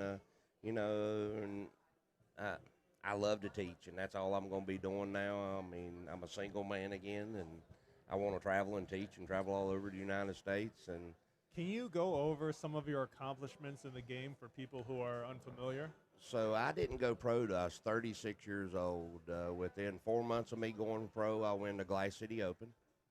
And then within 9 months, when we still had a tour in America on the UPA tour, I was number 4 in the United States. And I held a top 6, well, basically a top 8 rating for 5 years on the UPA tour, and then I quit in 2010. And one of the main components that I'm known for in the pool world is having the hardest controlled brake of anybody that's ever lived. Wow. The hardest brake I've ever hit the balls and kept the cue ball on the table is 34.7 miles per hour. That is outrageous. I mean, most people are 20, low 20s. Yeah. At So, the very best, low 20s. Beard Digest did one article about me and they asked Jeremy Jones for a quote. And this is what Jeremy said about me. He said, you can't expect Hillbilly to give you anything, man. You got to tear it away from him. And he said that brake's always in the back of your head because it sounds something like a 12 gauge in a car crash. Wow. I mean, that's quite the brake, and I've never even heard of a brake at that speed. I wish I could have seen that in person. You know, I'm 57-year-old now. I mean, I probably can't hit the 34.7, but something I've been showing lately is I use like a 4-inch brake, 4 to 5 inches at the most, and I can hit them 25, 26 mile an hour with no, like a 1-inch, 2-inch backswing. That's outrageous. I have no idea how you generate that kind of momentum with 2-inch backswing, but I'll show it to you. That's one of the things. If you wanted to do something for your thing, I see all the advertisement for different things and stuff. yeah. I'd love to show you that and you film it. Okay. Okay. Because I've definitely, I mean, I used to own a company called Brutal Game Gear, and me and Heather separated, and I gave Heather my half the company. We had that company for 9 years. Wow. And she set up in here at Derby City. We did the booth here for like 7 years. That's awesome. And so I'm out, like I said, I'm out teaching. I've been teaching for about 25 years, and I love teaching. But I like to show, well, so what I was getting ready to say is if I ever do start doing booths again, I want to try to call Guinness Book of World Records and set the world record for a 4-inch or a 5-inch brake distance. Yeah. Yeah, that would be amazing because is there really any official record in place? I don't think so, sir. Wow. Jeff Cipher says, you braking like that is like knocking a guy out with a 6-inch punch. Absolutely. I mean, for the people that's seen it lately, they go, wow, that's like the Bruce Lee punch of pool. Yeah, that's sick. And James Mondi says, I'd say Billy still can hit the brake at 30 to 35 miles an hour. Oh, I know I can. I You can think still you hit can? it. Wow. Oh, absolutely. I can still hit the ball 30, 31. That's guaranteed. outrageous. Holy smokes. Man. No, Boosty, Larry Neville broke them harder than Boosty, and I used to room with I used to room with Larry up here at Derby for about 4 or 5 years, and people would walk by us and ask, well, there's 2 of the bigger breakers, and they'd ask Larry who the biggest breaker is, and Larry'd point right at me and said, Hillbilly hits him. Larry who? Larry Neville. Okay. And we do have Steve in the chat. He's wondering what brake cue you're using. My own. It's custom? Well, I had Josh making me my own line of brake cues for a while called the Hillbilly Thunder. Wow. You know what's funny is I'm actually an authorized retailer for Josh cues. Oh, really? Yeah, and I use a Josh cue myself. So I got a question. How many 3/8 10-pin Josh cues you ever seen? I don't None. even know. No, none. Well, that was one of the requirements that they had to do for me, that they was making my brake cue with a 3/8 10-pin. That's insane. And do you think a regular brake cue could withstand continuous braking at that speed? Oh, absolutely. Wow. Yeah, that's awesome. Me personally, I can't brake with carbon though. I gotta have the flex of the wood. I don't get the consistent control with carbon that I do with wood. I don't know exactly why. I guess the carbon's stiffer. You know, we do have someone in the live chat wondering if we can turn up our mic volume. Is it this one right here? It's okay. Uh-oh. Can you hear me? Can you hear me? Test. I thought this is where we just. So how is it now, guys? I got my mic kind of. It might be because you got your mic kind of away from you. Can you hear us better now?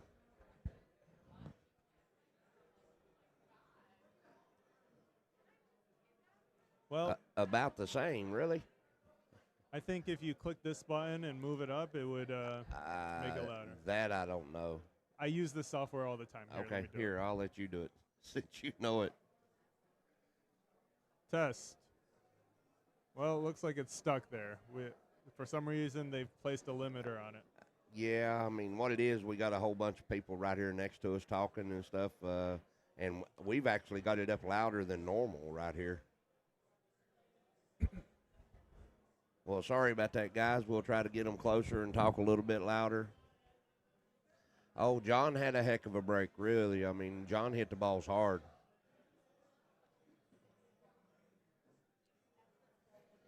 So people are saying it's fine on the TV.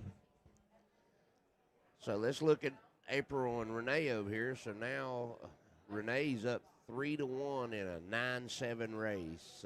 Renee's going to 7. April's going to 9. And it looked like it's 7-1 with Mike Christopher and, oh goodness, I can't see it. Brian Bosch got one game, but he's getting 2 going to 10. So I'm not real tech savvy, so we got the tech guru sitting in here with us that said boy, I was looking at some of the commercials that you did and stuff up there on that big screen. They looked really, really good. Oh, young man. thank you so much. I appreciate it. But you know what's funny is it was just myself. You know, I did the filming, I did the editing, and I put it together, and I submitted it for the ad here, and it turned out great. Yeah, it really looked good. It really, really did.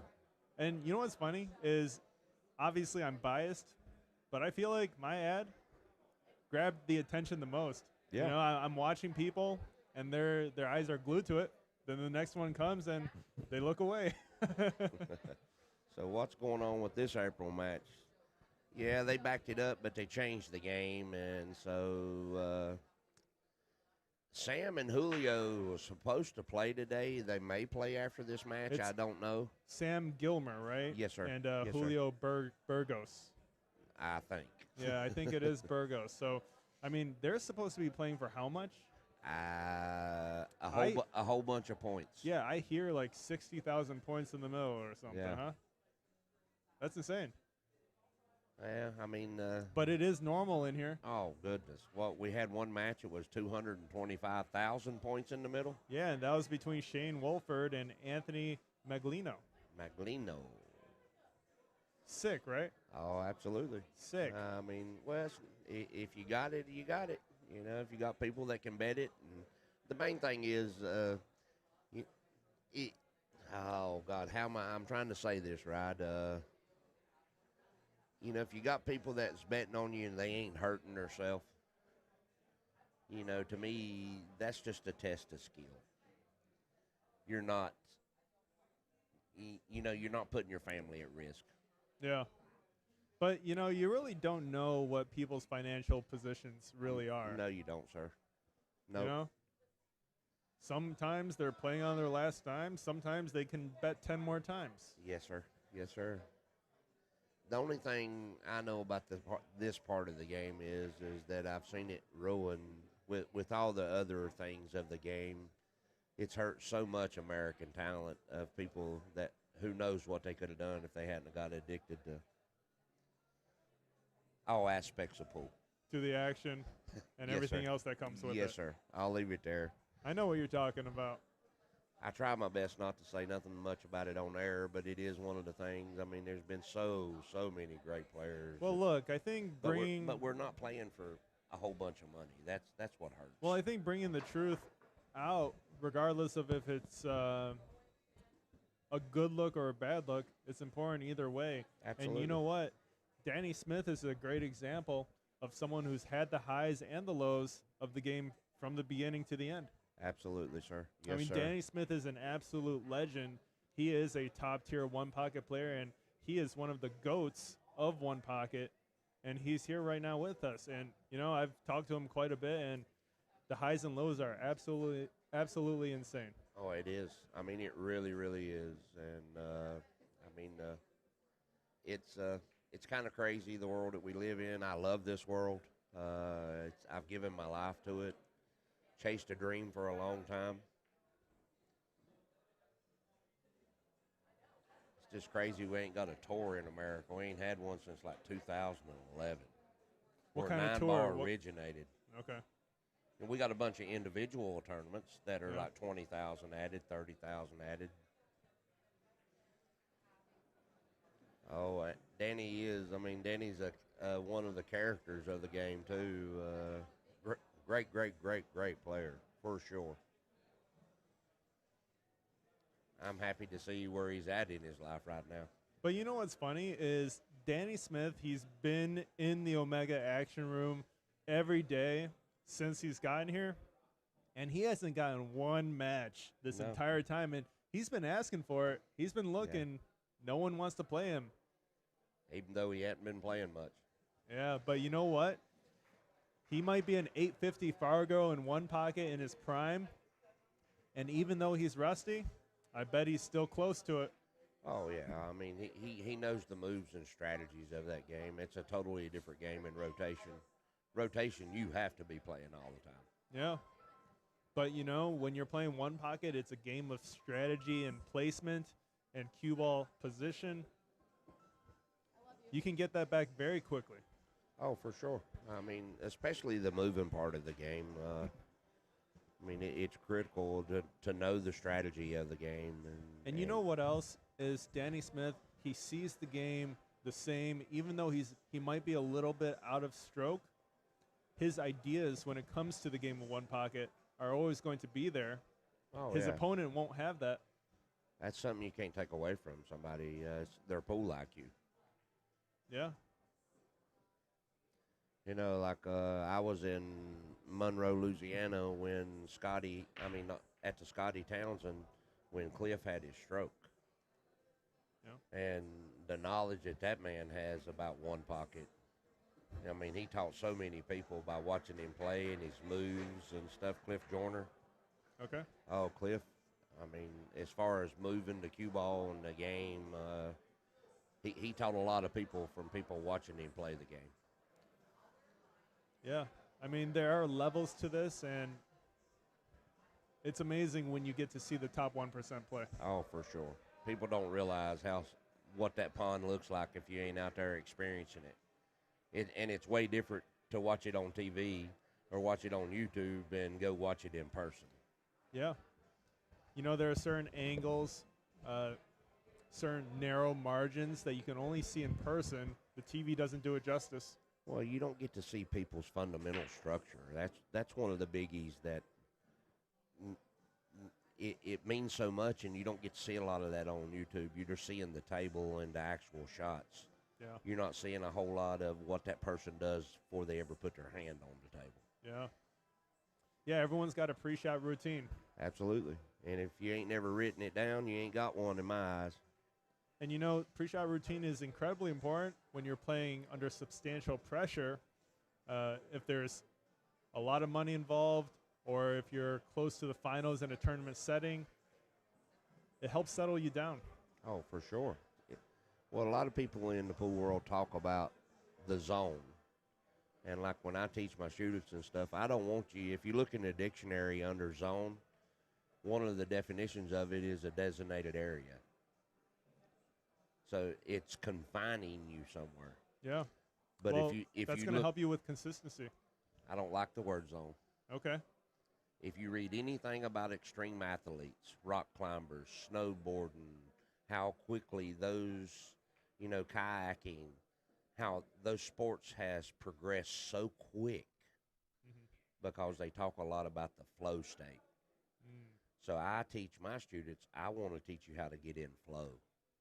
Yeah. From the way you walk to the way you think. I want you to be like fluid movement. Yeah.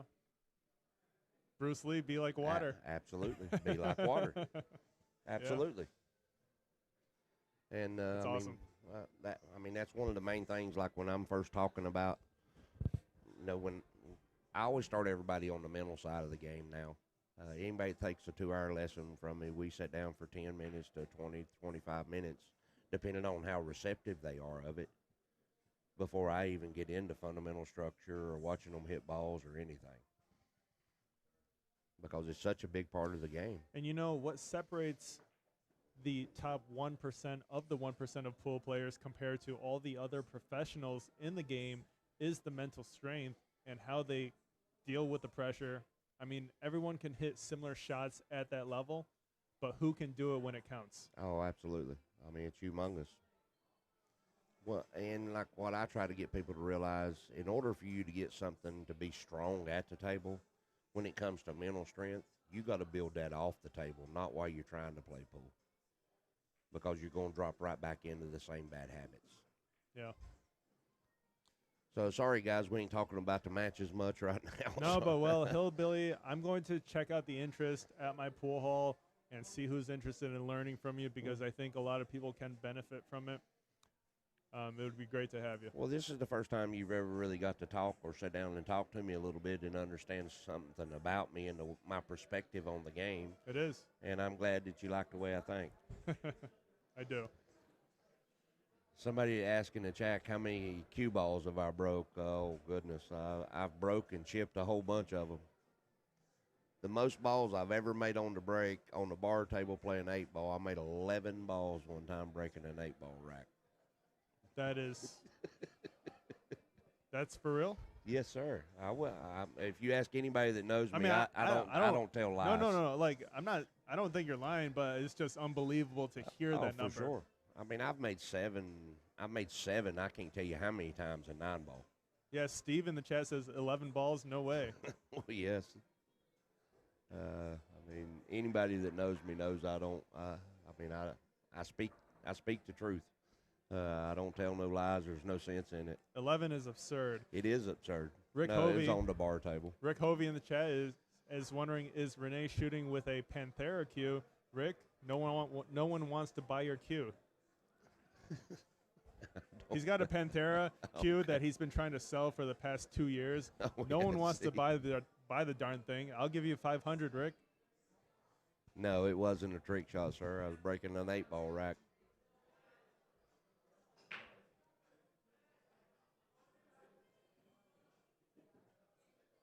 I see Ricky said there he's seen my break in person. Oh, it used to be crazy, man, when I was playing all the time. Hillbilly, I'm going to go walk around for a little. Buddy, you go have fun. I appreciate you sitting in the booth. And, yeah, it was a pleasure doing some commentary with you, and I'll be back for more. And I look forward to talking to you and getting to know each other a little bit more. And, whatever the good Lord gives me, I'm happy to receive. Same. Thank you. Well, guys, I'm going to get you back into action. We've had a good time chit-chatting. Y'all keep doing what y'all are doing. And so the Hillbilly is going to see what he can do here. Let me turn these computers towards me where I can see them and try to keep up with some of the chats and everything. So April, let's see what the score is over here. It's 4-2. Miss Larson is down 4-2 in this set, and Renee is going to 7. April is going to 9. Mike Christopher is on the hill over here in a race to 10 for some points in the middle. Renee is getting 2 games on the wire in a race to 9. No, I've never drawn the cue ball that far. Larry Neville had the craziest draw stroke I've ever seen. I mean, he was a beast in a lot of areas of the game. Sure miss old Larry. I used to love to just hang out with him and things. Larry Neville was an amazing human being.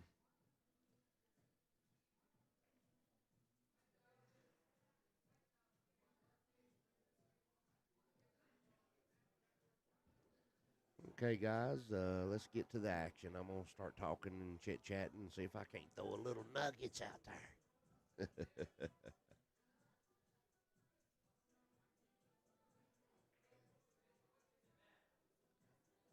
Well, thank you, Big B. I appreciate it. I'm going to be doing a lot more of this with Ship the Cash and maybe some of the other streamers out there. If they're interested in having me, reach out to me. I love what I'm doing, and I love what I do, and I'm so thankful to be back, and this be 100% of what I'm doing all the time. I don't know for sure what absolutely rest in peace, Larry.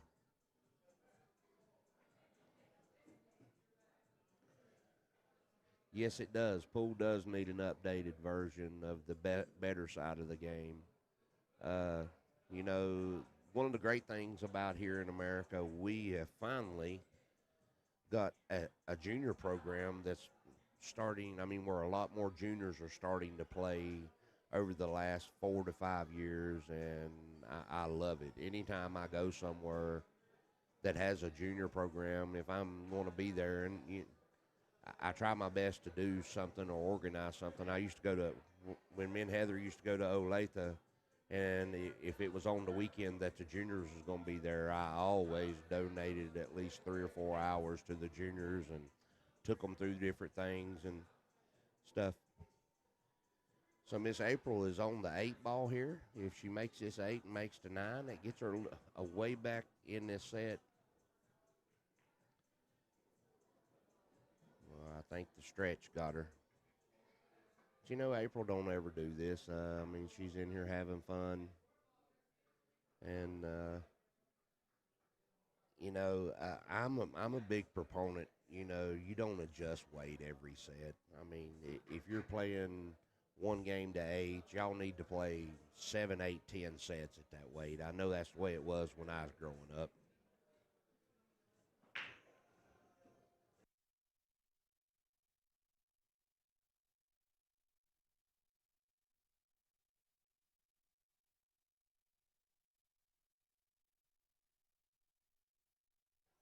Sorry, guys, I had to mute that just a second.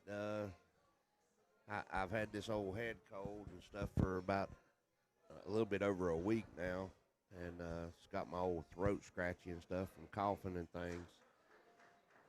So Rene is up 5-2. He's only going to 7, and Miss April is going to 9. I mean, that was definitely a big, big, big game there. And over here on the bar table, if anybody's watching, Mr. Christopher is on the heel.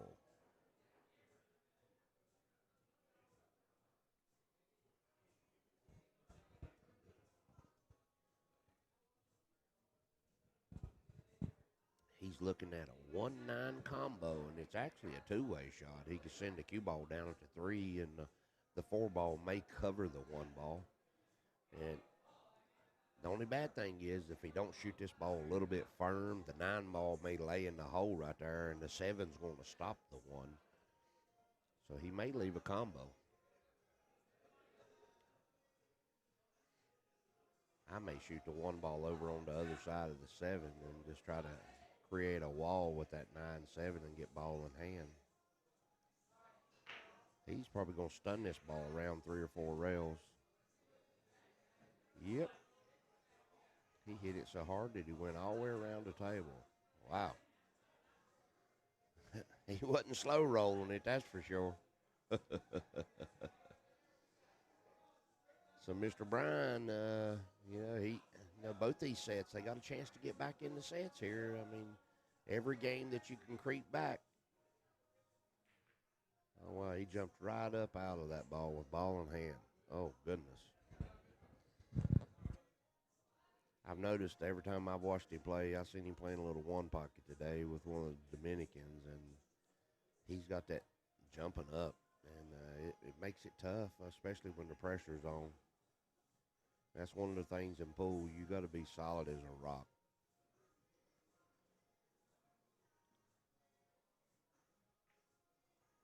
I don't, I don't know, guys. Well, I've made all 3 and 3 ball before.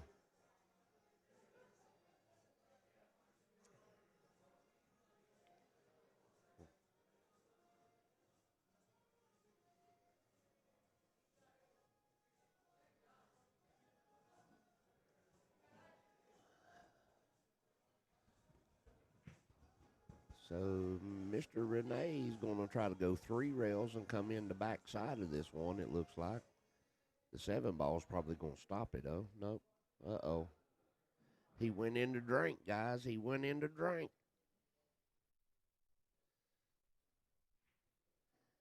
Where I'm from, we call that ball in Paul.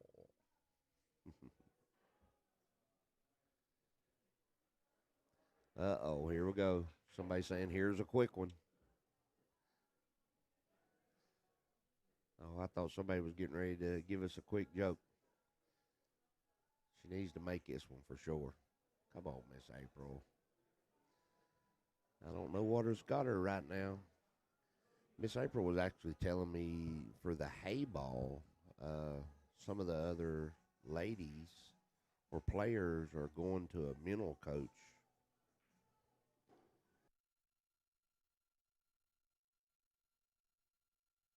You know, a lot of people don't realize. I mean, well, everybody realizes, and they say it all the time that pool is 90% mental, 10% skill, or 80% mental. What, there's all kinds of different things.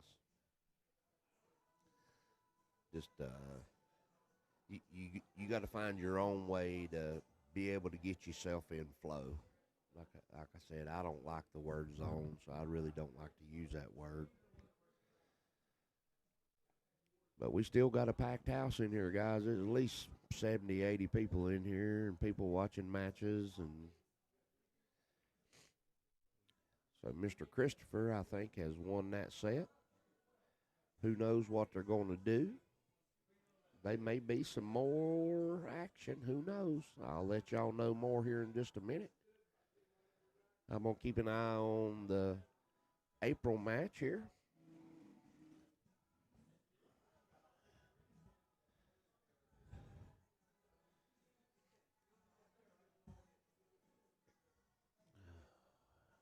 I don't know what they're playing one pocket here for. I don't even know if it's on the screen or not.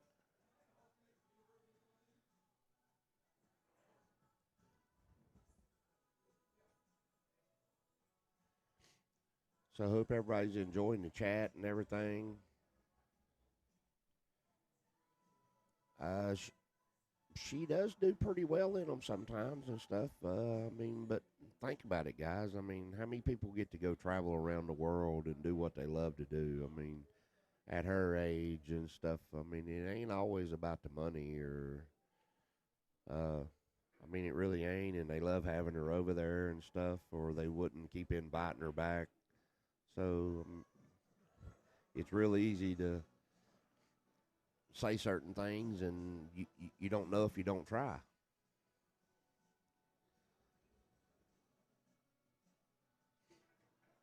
I mean, it's just like, I didn't go pro till I was 36 years old, and if I never go out and try it, I'd have never won my first title and wouldn't be who I am today. I mean, I really wouldn't.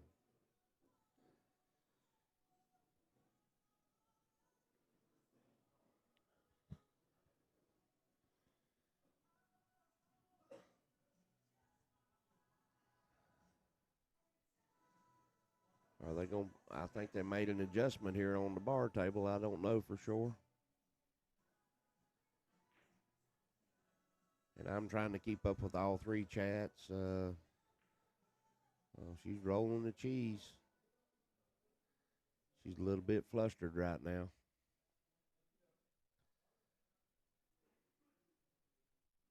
So I don't know exactly what the adjustment is. It looks like Mike's giving up 3 games going to 10 now. I don't know how many points they're playing for, but they're back at it again.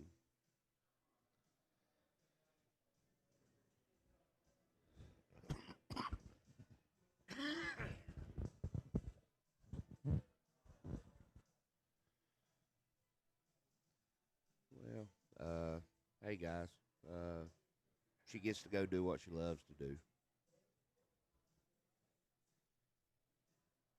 And she's a great ambassador for the sport. And I know one thing, I love her to death. She's one of the sweetest ladies I've ever met. And, over there, you win one of those things, they pay really, really good money.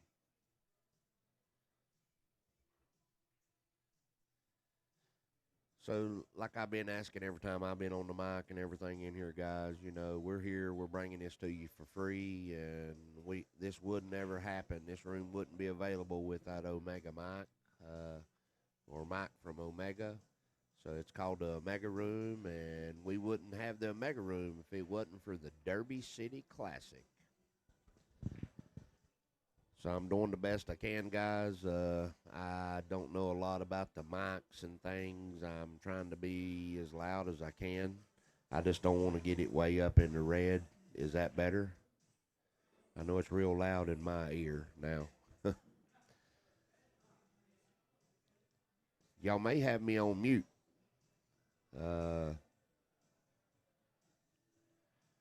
And guys, you know, we're just giving people the ability to be able to play, and you know, it ain't costing nobody nothing. We ain't even asking for no donations or anything. And the way that y'all can help pay us back or do something, if you've never subscribed to Omega TV, please do so. And we sure appreciate it for y'all just been watching, and we wouldn't be here. So it's starting to thin out a little bit in here just now, but like these matches are so spontaneous, you never know what's going to happen. I know Mickey and Guama played Guama, and then Mickey and Renito played like at 6 o'clock in the morning the other day. So you never know what's going to happen in here. But again, guys, we appreciate it, and let me throw some sponsorship out there. This is all brought to you by Off the Rail, Go Cloth, Dinosphere Balls, Action Palace, again, Omega Mike, Acme, and none of this would have happened if Mike don't bring Michael D in with Ship the Cash. Matlock was in here earlier. I don't know. I can't see. But again, guys, we appreciate you tuning in. And I don't know for sure what's happened over there with the April match. Is he getting ready to rack the balls? Yeah, he's racking right now. So I don't know if they've made an adjustment. You know, I really don't care for adjusting after the first game. I really, really don't. But like I said, guys, I appreciate y'all hanging in here with us. And yeah, Renee is on the hill. I've probably been to at least 17 or 18 derbies. At least I took a little break after I quit in 2010. So I've probably been to at least 17 or 18 of them. I've never won one. I think the best finish I've ever had up here is 5th, 6th, but I finished top 16 probably 7, 8 times.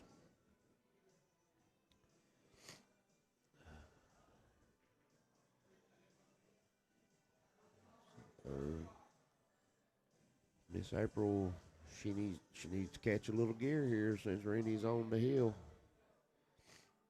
Uh-oh, Brian must have won the first game. I don't know if it's 3 going to 10, though. I really don't. I didn't get up and ask them what the adjustment was. I just know they're playing another set. And it started off with 3, so...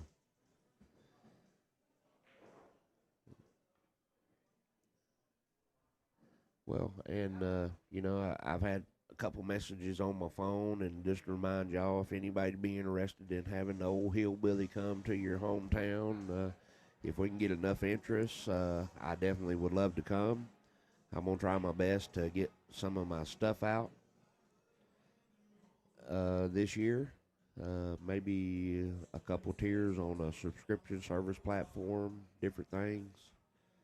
And I'm happy to be back active, doing what I love to do, and can't wait to see y'all at tournaments or y'all hear me on the stream. And I appreciate it, guys. I'm originally from a little town outside of Hickory, North Carolina called Ickard. We got a tendency to call it one card. The only reason we had 2 red lights is because Interstate 40 run right beside of it.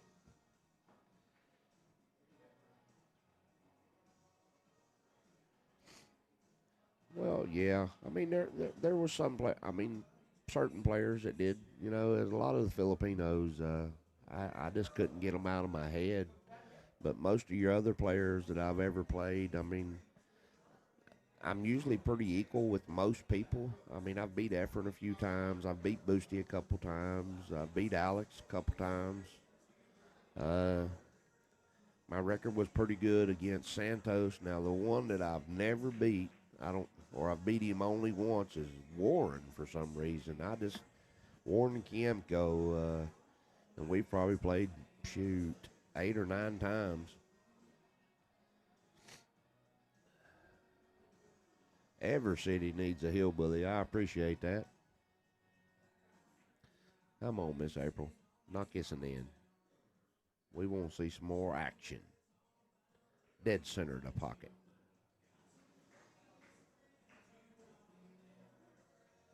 Good shot, Miss April.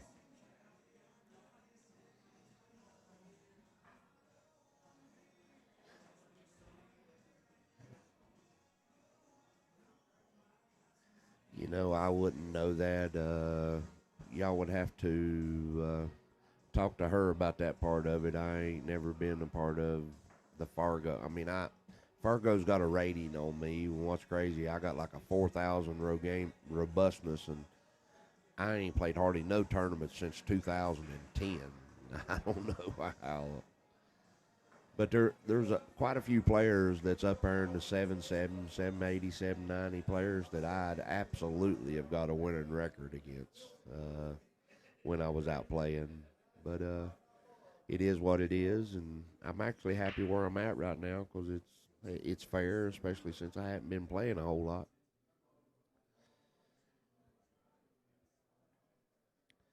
Yeah, and if you don't know where Hickory is, basically it's right in between Charlotte and Asheville. So Miss April has got a good shot on the 2 ball. Don't look like no clusters, no problems. Well, I'm telling her a little fib there. I don't know if the 3 ball goes by the 7. So she would have to stun this ball really hard, like down to the first diamond with left-hand English. Now, it's real easy to overspin this ball like she just did. Yeah, she needed that ball to go 1 rail and then like hit the end rail with limited spin, because if you go back and watch that ball, you'll see that it arced. And I said this earlier just a little bit ago, like if the ball's got at least 4 diamonds to get to the rail and the arcing comes into play, it's automatically going to put just a little bit of outside English on the ball. So if you ever have trouble overspinning the ball and stuff like that when you're drawing into the rail, and if you hit enough meat of the ball, what I mean is full, is that definitely you don't need as much outside English as what you think. When you don't have a whole lot of room to be able to do those types of shots, then you got to have more English. Like when you only got 2 diamonds to get to the rail because there's not no arcing. If the ball ever arcs, it's automatically going to put a little bit of outside English on the ball for you. So let's hope Miss April gets a game or two here, and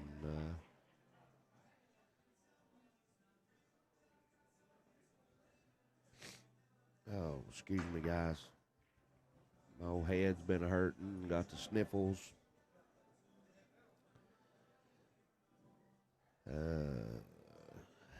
And okay, what did she do? Did she bank that ball in? I wasn't paying no attention, guys. I apologize. So over here on the Brian Bosch, Mike Christopher, Brian's got a chance to make it 5-1 in a race to 10 if they're still racing to 10. Needs to get them fire ants out of his britches and stay down.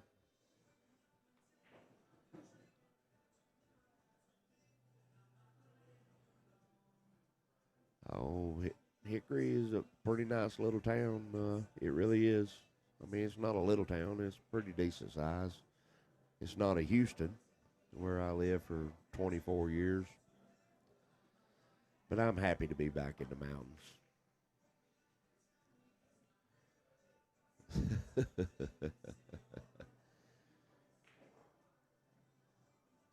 Yeah, Ricky, we'd probably be pretty good in the booth. And then, I'm just now getting back in the swing of it, and I don't mean to talk about myself as much as I am, and not talking about the games. But I got 3 tables I'm looking at, and I'm distracted. Like we're in tournament pool, you'd only got 1 table, so it definitely could be into the game more. Burke County. That's where I'm from, Burke County.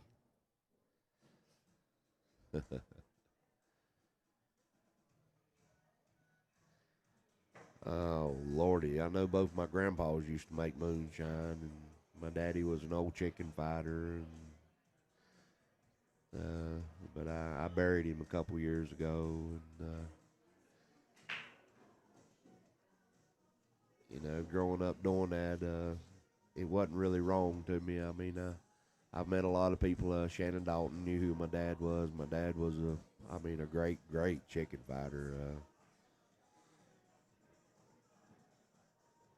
Miss April, come on, baby girl. You just need to draw it about. So she is 1, 2, 3 diamonds away. She needs to be able to draw this ball back at least 3 diamonds to get a decent shot. The tendency on this shot, if you do miss it, is to overcut it, thinking you need left-hand English. You don't need no left-hand English. If anything, you need a little bit of right-hand English to help the pocket accept it better. So she just took what she could get, and you got to cut this thing. You got to feather this one. Feather, feather, feather.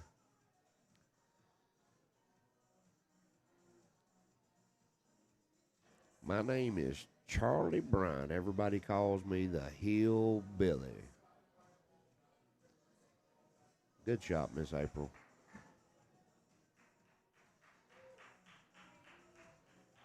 Yeah, I used to do it a lot. I mean, my dad never did like one-on-one fights.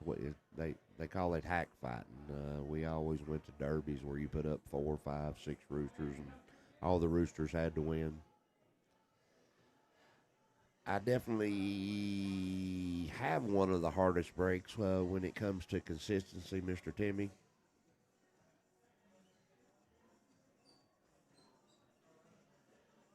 Oh, yeah, 8-ball can be difficult because there's so many different ways that the patterns can be done.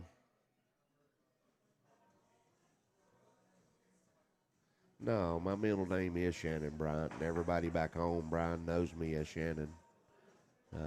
But when I went out on the road, I just wanted to go by Charlie.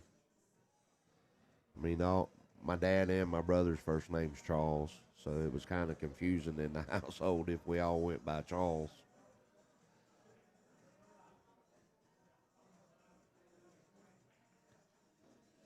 And like I said, if anybody's interested in getting me to come to their hometown to do some lessons and things, please reach out to me. And I love to teach, and I got some unique perspectives, and I'm all about fundamental structure, and systematic. I want you to build something. I just don't want you banging balls.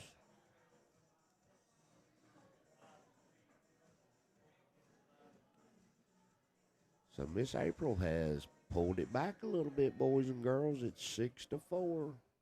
It's a 5-1 race now. Yeah, I was actually watching it when he won that show, Last Comic Standing. It was funny to hear him say, Hickory. Well, I appreciate that. I mean, I've actually kind of lost my southern drawl compared to what it was.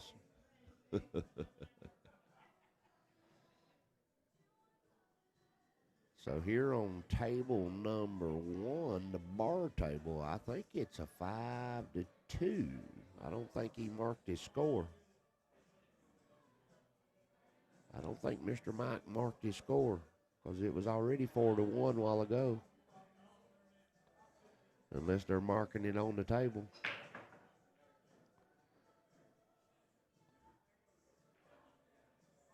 Well, this break turned out to be fairly decent. He's got a return shot on the 1. I think Miss April was trying to play safe. I just came back to it when I seen the 1. Well, that's cool, John. I wouldn't. I wouldn't mind meeting him myself because I mean, if we sound anything alike, and who knows, we might could cross over into different worlds.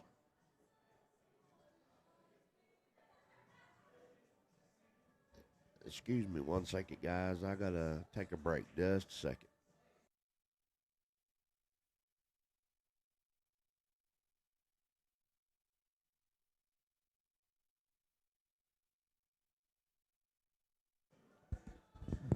Well, that'd be cool. I mean, does he still do anything with his comedy? I don't know. I knew he had some. He was funny as heck. When I watched the show, I mean, I didn't watch it all, but I did watch some of it just because I heard he was from Hickory. If I, I'm just now starting back to play, and if, I get back to doing well in tournaments and stuff, absolutely, because my yellow on Sunday, I used to wear it all the time down there in Texas. My yellow M&M and my yellow Smiley, I won a lot of tournaments in Texas wearing yellow on Sunday.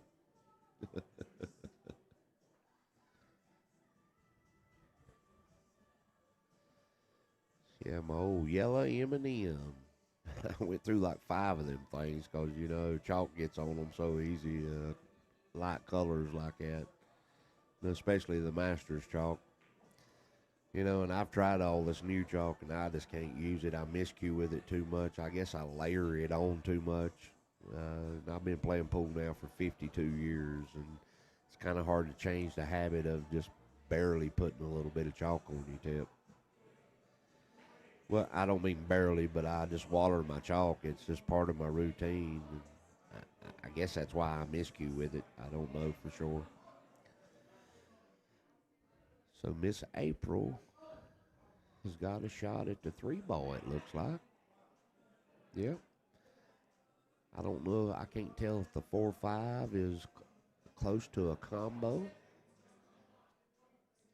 It looks like Mr. Bryant, Mike Christopher, since he didn't mark his score last time, it should be 5-3, I think.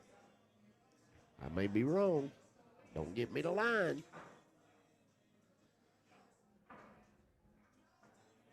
Yeah, I used to wear my yellow M&M shirt. I don't know for sure what Mike and them are playing for, and I don't know for sure what April and them's playing for. Oh, April made a good combo there. So she's got a decent angle. I don't know. She may have to go 2 rails at this 6-ball. I don't know if she can hold it for the 6. She needs an angle on the 6 where she can go across the table if she can find it. She needs to be careful of, because if he hits that lower right rail, she's probably going to run into the 9. Oh, good shot, as long as she don't bump it. Well, she actually got a pretty favorable bump right there. So she needs to go up table with just a little bit of center right. I see a lot of amateurs, y'all like to hit way high on the ball, and so now you're putting top spin and side spin on it. So I really like to just use center right here, let the ball roll natural. The center right's going to stay on the ball longer. And when I say center right, about a half tip, 3/4 tip. And she just needs to get past the side so she can. So this could be a tricky shot. Anytime you elevate the cue, you run the risk of, missing the ball. So she could bump the 9, but she's got to be careful not bump the 9 down to the end rail and not get a shot. If she can pump that, that's what I was trying to say. I just didn't get it out. She had to bump the left side of the 9. And like the side of it, she couldn't just hit it full, because she'd hit it full, the cue ball and the 9-ball would have run straight towards the end rail together.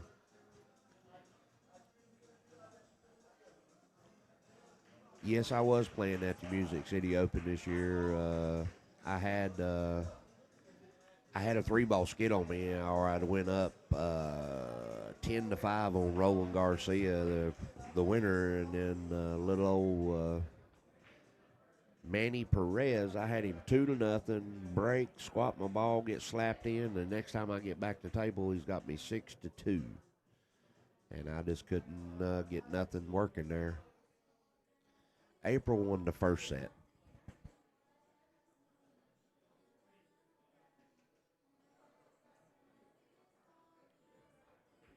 Well, the first set they was using the magic rack.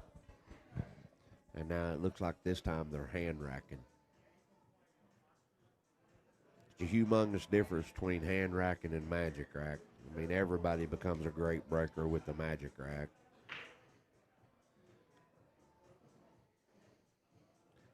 Yep, she made the one ball. Looks like she could possibly make the two in the side. But she's running the risk now. If she can bump, see, it looks like to me if she cuts that ball on the side, she's going to barely miss the 9. So she may be on a scratch angle here.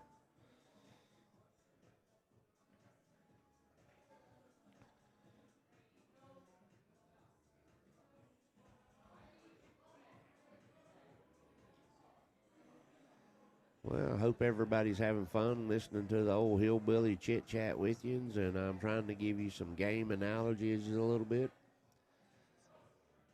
So I don't think Mike has been marking his score, or they're doing it all on the table, so I don't know what the score is. I really don't. Or it's not coming through on my screen. And the numbers are wrong, and I do not know how to change none of that. No, I'm not going to be at the Texas Open. I don't know when I'm going to head back to Texas. I'm definitely going to be traveling all around Tennessee, Kentucky, probably Virginia, West Virginia, Alabama, Mississippi, Arkansas, Kansas, doing lessons, maybe even Ohio. And if Pancake and all of us can get something together, I'm probably going to head up that way too. And who knows?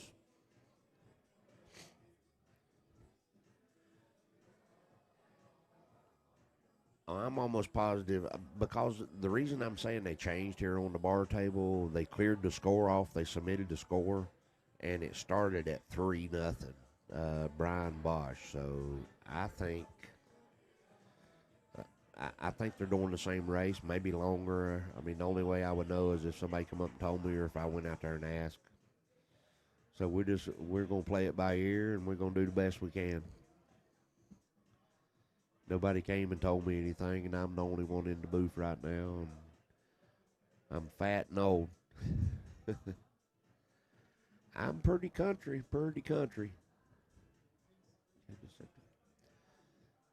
Yeah, I mean, I grew up, on everything in our farm. We always heated everything with wood. My dad didn't really believe in heat and air. I mean, we did have some window air conditioners. I mean, we grew farms. We grew chickens, but the kind of chickens, not the kind of chickens that you eat and sell, but we did eat a lot of chicken.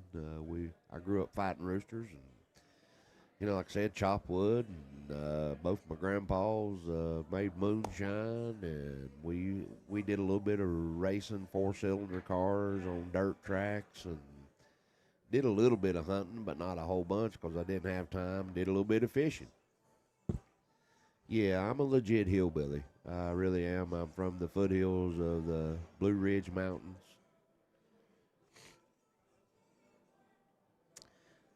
I don't know for sure. I mean, we're starting to get a pretty good crowd in here again. That's the thing about Derby. You never know you never know what's going to happen in here, or how much they're going to be betting, or how many points they're stacking up. But I appreciate you guys. I appreciate y'all staying in the chat with me and things. And I'm trying to do the best I can and keep up with the matches and tell a few stories and answer some questions, and I appreciate it, guys. I hope y'all enjoy having me in the booth.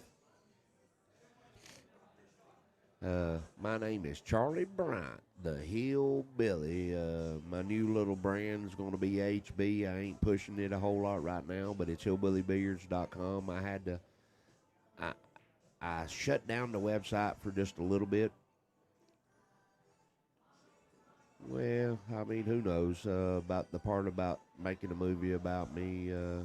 It's definitely been unique. When I first moved to Houston, I lived on a sailboat for like 9 months. Only cost me $250 a month. I mean, I had lights and had well, I won't say all of it, but it was definitely a unique experience.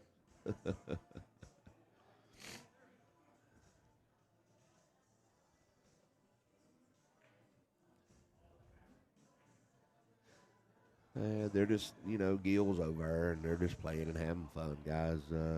Letting April play some and a little bit of action, and Gil from Castillo Leather.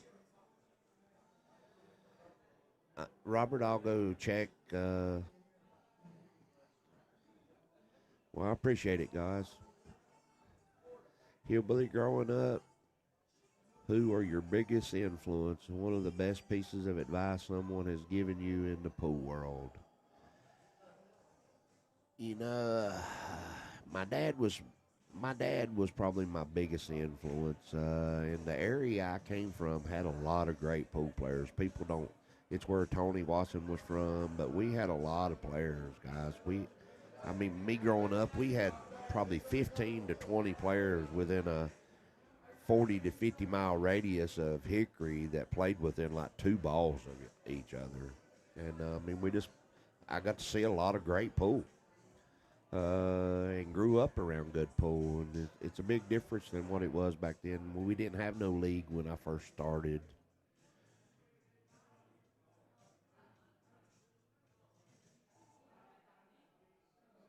Oh, I talk about eye cadence and all kinds of stuff. I really try to work with people in the very beginning with the mental things, trying to get you to build little techniques away from pool so you can bring it to pool. I really don't believe in trying to build a lot about the mental at the pool table. We got to try to do it before.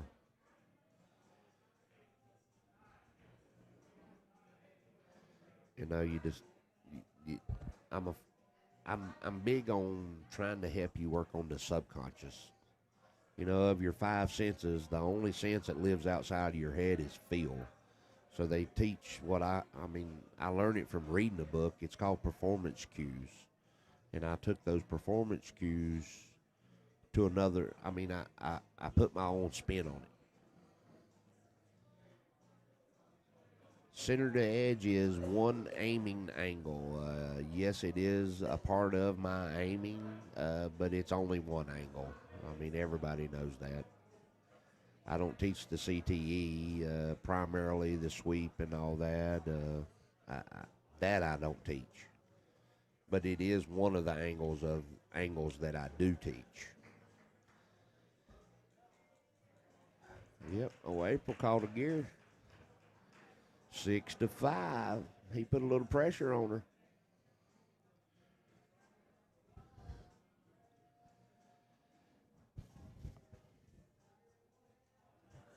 So, guys, again, appreciate y'all being in here with me. Again, this wouldn't happen without the Derby City Classic being here, and this also wouldn't happen without Omega Mike putting this room together for the last 5-6 years. And I appreciate it, guys. Again, I'd like to mention the sponsors of Off the Rail, Go Cloth, Dynasphere, Jeff Val Smith, Don't Be a Nit, Action Palace, Acme and Omega. And this is brought to you by the best tables in the market. Derby City Classic was originated and took in if you was here, you'd see why I'm running around my overalls and my straw hat. And when I was out on the pro tour, I used to holler out, "Hillbilly on the hill," every time I'd get on the hill. And the straw hat was one of the big things. I always had my straw hat on for about 10 years. I'd take it off to play.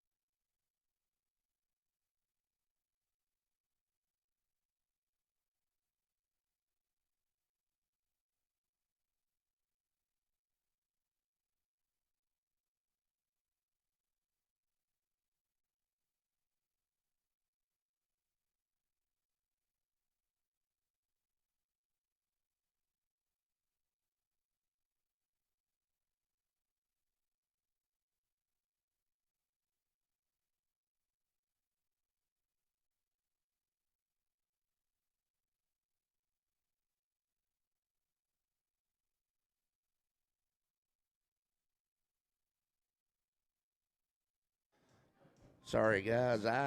We was having a little bit of a ruckus in the room, and Hillbilly had to go talk to everybody for a second. And we got everything calmed down, and it's going to be okay.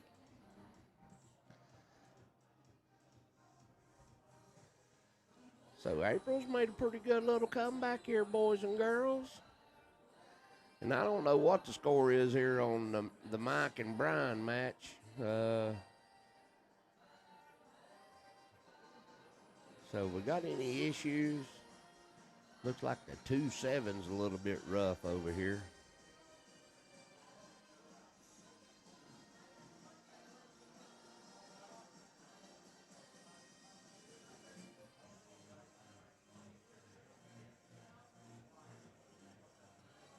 Oh, I'm happy to see April playing. I mean, I've always,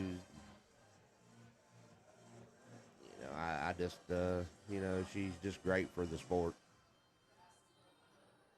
Oh, I love me some One Pocket. One Pocket teaches you every aspect of the game. That's one of the reasons I love it. And it has absolutely influenced the way that I teach the game. I teach a lot about what both balls do. But you got to learn what one does before you can learn what two does.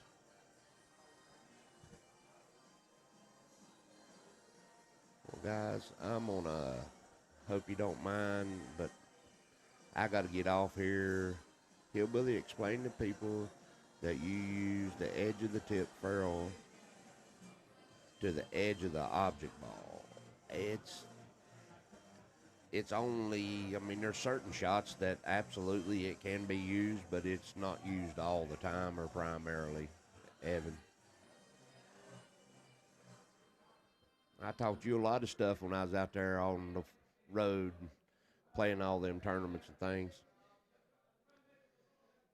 I mean, you've known me a long time. It's only used on cut shots up to certain angles, Evan. At one point, the stick has to become a parallel line. I mean, the only way you can do it is inside English.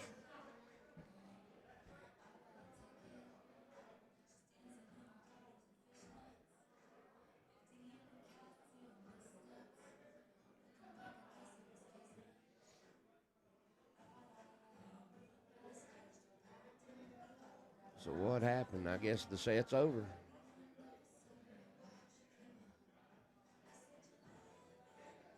So who knows what's going to happen now? Yeah, it was a good shot by Rene. Well, guys, I am going to take a break for just a little bit. I don't know where Mikey D's at, and I don't know where Jersey Girl's at, but I got to get out here just a minute. I got to go to the little boys' room, and I'll be right back here in just a few minutes, guys. Y'all please enjoy the stream. Remember, it's free. Don't forget to like and subscribe if you don't mind. We did reach a milestone this weekend, 15,000 subscribers, and we couldn't have done that without y'all. And at the end of the day, you always got to thank Omega Mike, and we appreciate it, guys.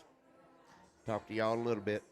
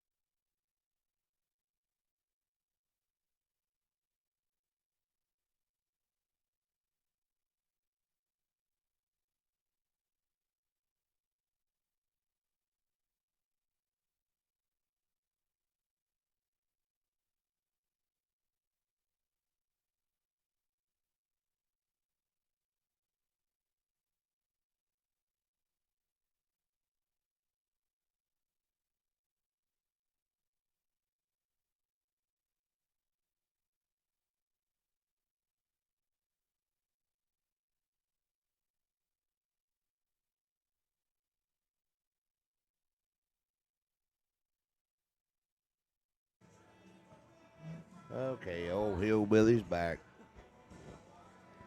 So what's going on with the chat? I see somebody said the experts are in the chat.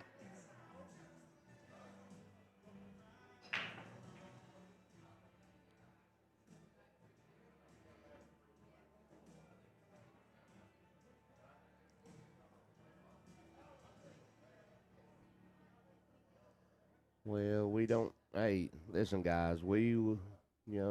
Like I've said multiple times this week and tonight, let's keep it clean. This is brought to you for free, and we're sitting here trying to have fun and watch some matches and get to see people play for some money, and it's an honor that we get to watch Miss April. She's one of the American talents, and we appreciate her being in here and having a little bit of fun.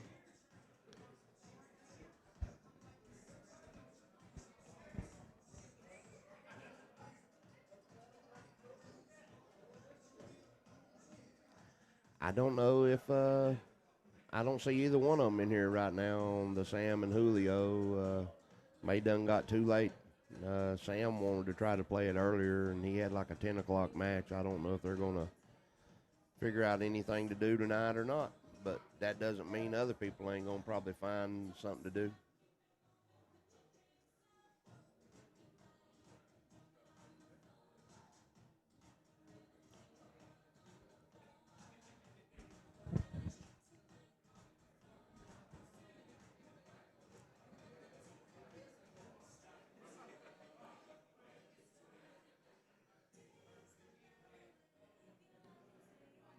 So I don't know what they're doing over here on the far 9 foot. I seen a little bit of dancing.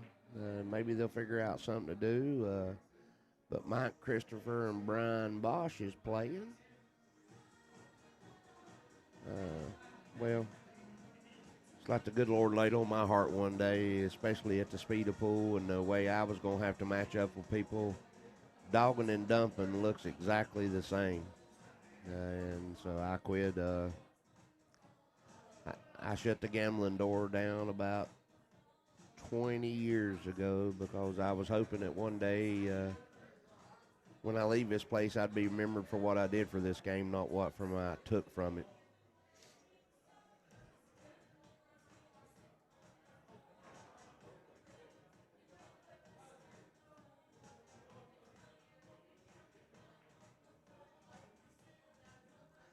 Mr. Kane, I don't know what's going on. I mean, you know how it is. They get to negotiating and talking and wanting to play, and we'll figure something out, hopefully.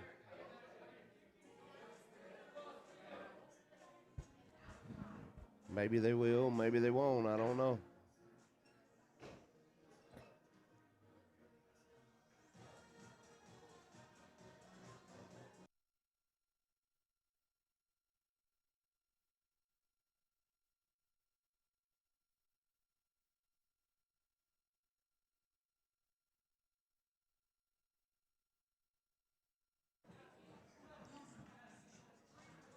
So they talking about trying to do something.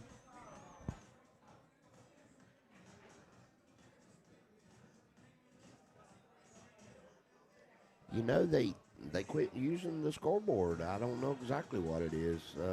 I thought they was using it. Shoot, they may be playing by the game. I don't know.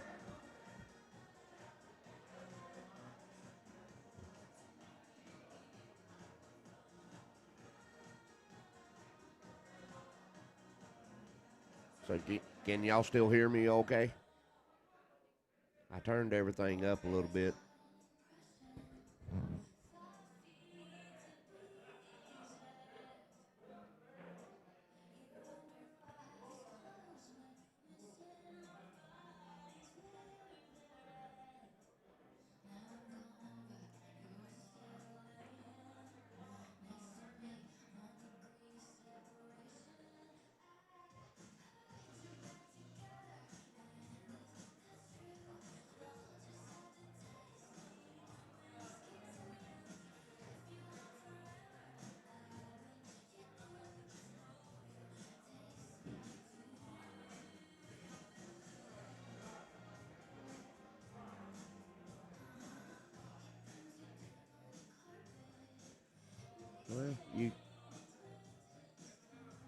sorry that you're bored. And guess what?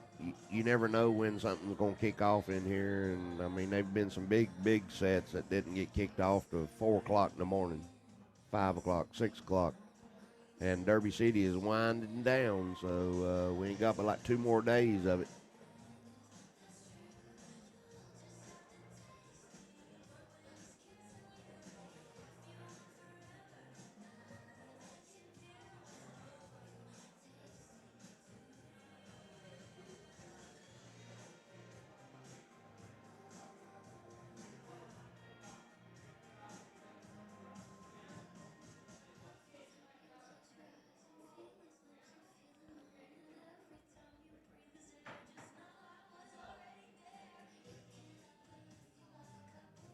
Well, you must have the chat turned off, is all I can tell you, because the audio's going across all 3 channels.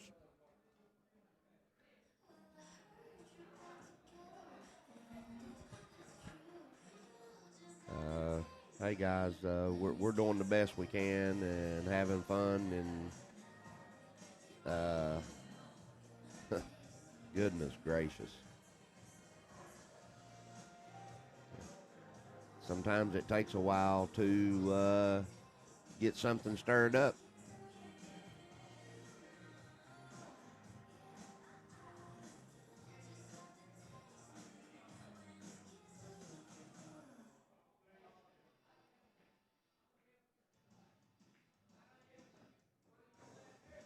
So like I said, I don't know what the score is on.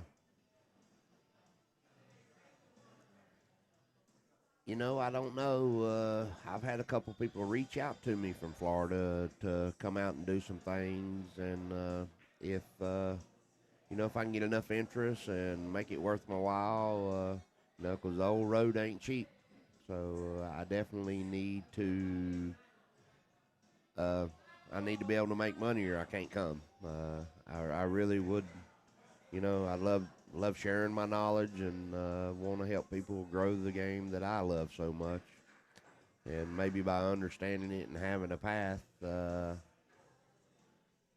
you may enjoy the game more.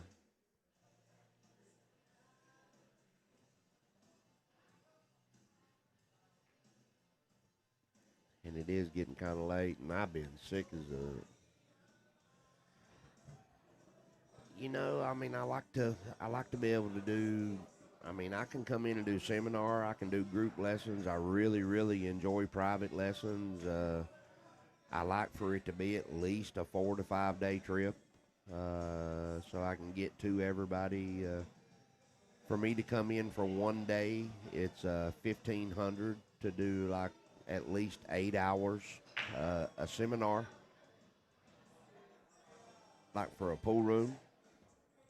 And then individual lessons are $125 an hour with a 2-hour minimum, 5 hours for $550. I did have other packages, and I'm starting to wean them off. The only thing I'm doing right now is I'm offering like a 3-day extensive one-on-one that I'll do for $1,500, guarantee you at least 13 hours.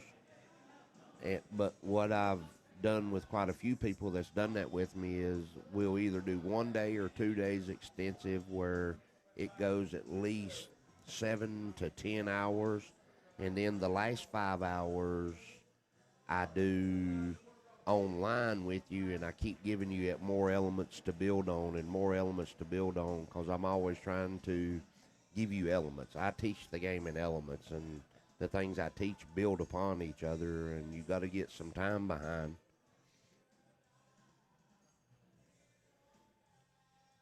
to be able to grow. So I appreciate it, guys. Again, we got to thank Omega Mike for putting this room together and paying for the streamer, which Michael D came in to do this one, and I think he's going to do more of them. I don't know. We'll leave that up to Mike and Mike. Thank you, Big B. Just shoot me a message on Messenger, and we definitely can get something set up, especially if you're within 2 to 3 hours of me. and I moved to Dayton, Tennessee. I'm right in between. Chattanooga and Knoxville, but I'm gonna be in Murfreesboro for about 4 or 5 days after this tournament, or at least 4 days, and then I'm going to go to the JOB tournament, and I think I got at least 2 or 3 people that's interested in doing some stuff with me right after Jersey Girl tournament there at JOB's, and who knows what else I'll pick up while I'm there. So anybody's interested in trying to get with me in the next week or two in the Nashville area or Murfreesboro area, Tennessee, shoot me a message, and we'll see if we can't get you in on the schedule. And again, guys, I don't know what the score here is, or maybe the screen timed out or something. Let me go over here and look. I'll be right back.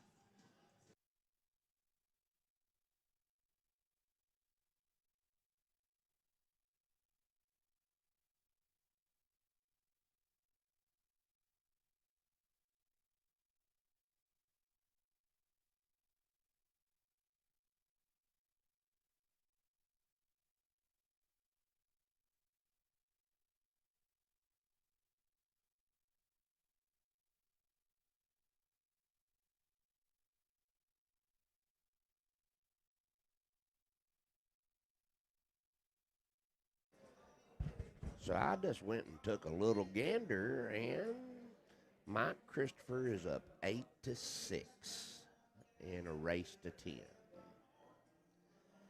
Hey, Josh, how are you, sir, from Wall Street?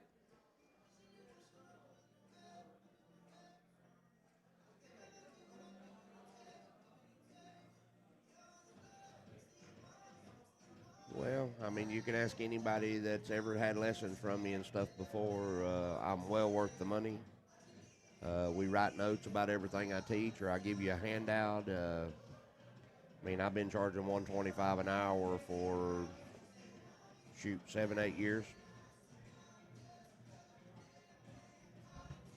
And if you just keep banging balls and not getting no kind of structure, you're just wasting your money anyway. Not wasting. I didn't mean for it to come off like that. I mean, you're gonna spend $500,000 every month or two just hitting balls.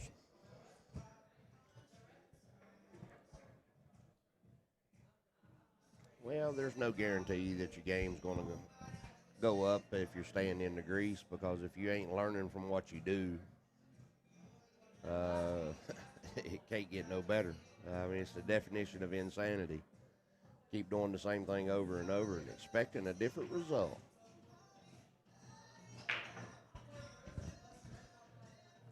So, Mr. Mike, I think he just won the last game, so he's on the hill. It should be 9-6, I think. I need to go over and submit the score on that April Larson match so it clicks off the screen. But I don't know if it stops the screen or not. You know, Henry, it honestly don't look like. I don't think Sam and Julio's going to play tonight. I really don't. I don't see them in here, and I ain't seen neither one of them in a while. I don't know for sure. Looks like Michael D's over there trying to work up a game, talking, seeing what's going on.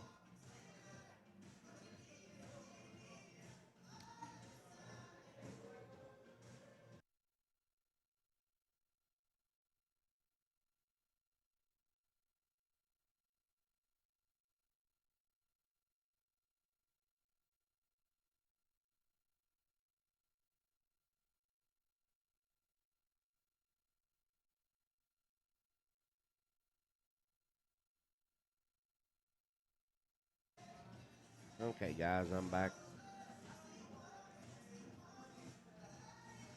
So I'm watching the Mike match. I don't know if it's hill. I mean, I don't know if Mike's on the hill or not. Yeah, if he just draws this ball over to the side rail, he should be straight in on the 4 ball. A little bit of bottom left. Yeah, he just needs to make sure that he gets enough angle so that he can go by the 9. So either stop it dead or draw it back a couple inches to give it more of a natural angle so you ain't got to shoot the ball hard. Oh, so he stunned it over. I thought it was straight in.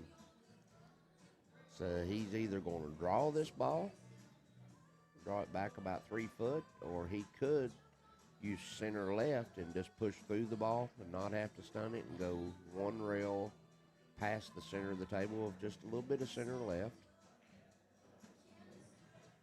He stunned it too far almost. Made a good shot, good speed.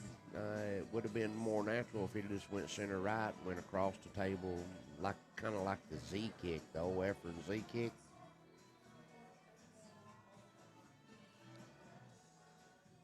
So this may be the last 2 balls for this set. If not, this puts him on the hill if he gets out here.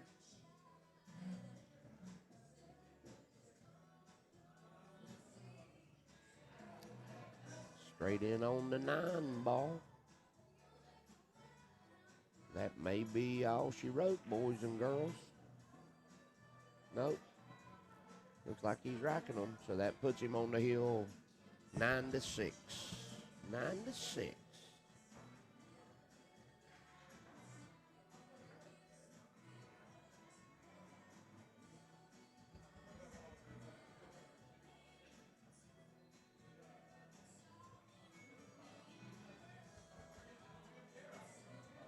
Looks like the chat has went quiet. I don't see no comments or nothing in here. Are y'all still alive? Everybody tune us out since there ain't a whole lot going on. I don't know if they timed out or not.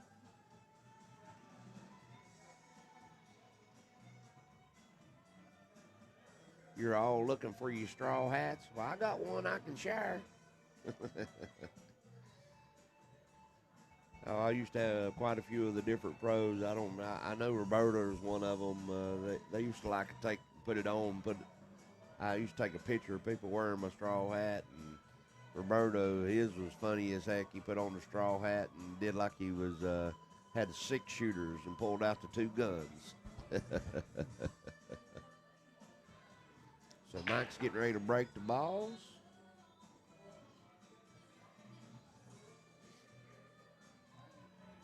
Made a ball. He's probably going to try to play safe on this. I don't think he can bank it unless he banks it back in the side and the 3 balls up table. So I think he made the 2 on the break. So he's probably just going to thin this ball. Bank it down in the middle of the end rail and just play the 1 ball. Somebody was talking one time and told me that they asked Efren. I never heard it, but somebody said that they asked Efren what he thinks about safety play, and Efren said there's 3 types of safeties. Cue ball safeties, object ball safeties, or when you play both ball safeties. And then if you take in, then they asked him, well, which one's the toughest? And Efren kind of smiled and said, well, both of them, when you're trying to play both ball safeties.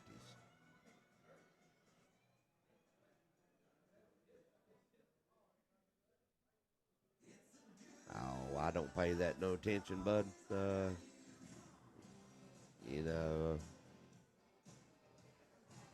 I've been stuck on the hill a whole bunch of times.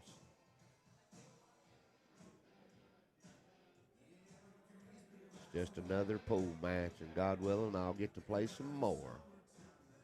Yeah, honestly, it don't bother me. How many of them that's ever said that's got a winning record against me?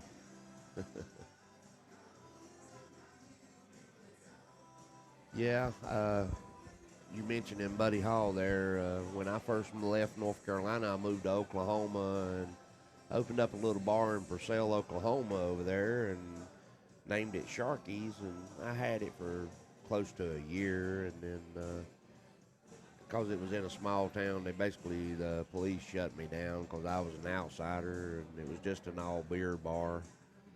And I was at True Love's in Oklahoma City, and he was real good friends. I don't even remember the gentleman's name. I think it was Gary that owned it. And Buddy used to come in. When Buddy come through Oklahoma City, he'd always come in there. And one day I was practicing or something, and Buddy walked over to the table, and he said he shot like 3 or 4 balls and said where he was going to go. He never told me nothing about what he was doing. He did mention, he said, kid, he said, if you ever want to learn you ever want to learn what I'm doing, you need to learn the clock system. And it inspired me to go and create my own clock system. And that's something that I've done now. I mean, y'all may have already heard me say this, but I'm real big on live ink. I said it earlier in the chat when I had the young man from, I can't remember exactly, it's Breakthrough Billiards or something like that.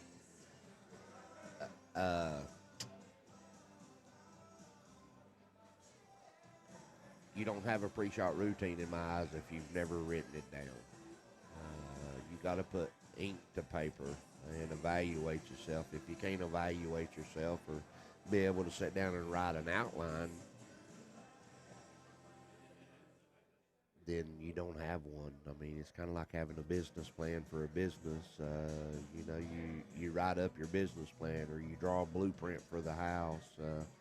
If you want to get better at something, you got to have something to read, something tangible. So that's the way I look at the clock system. Is different tip placements on the cue ball that makes each angle get greater. Like 11 and 1 o'clock basically do the same thing. Now 2 and 10 opens the angle a little more. 3 and 9 opens the angle a little bit more. So having a clock system and knowing what tip placements to use that to make up where you can't get, when the natural angle won't get you there, you need spin to help you open or close an angle. So that's what I mean by clock system.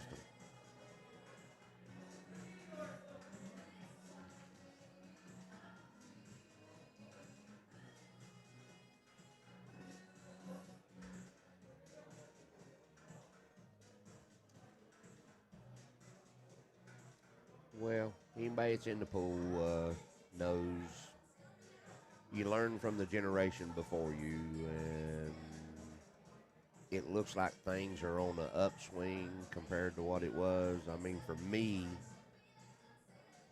what killed us is when they took 9-ball to ESPN and they didn't make it call pocket, because you're trying to get to the masses that don't understand the game. For the people that knew 9-ball, it was a great thing. Or pool players that knew 9-ball was a great thing. But TV, you got to be able to pull in people that don't know. And so this is what I've said for about 20 years now. They should have made 9-ball call pocket from the get-go. And so let me give you an example. You tell a guy, I'm going to kick 3 rails and I'm going to hit the 5-ball and play the 9-ball in the corner pocket, and you do that, you just did something phenomenal. And it may be something that you was trying to do, but without telling somebody that that's what you're trying to do, it's not phenomenal. Where an 8-ball, you got to say, I'm going to kick this ball in this corner pocket. Well, if you do that, because you called it, it's a phenomenal feed. It's something that brings, to me, instant excitement to the game.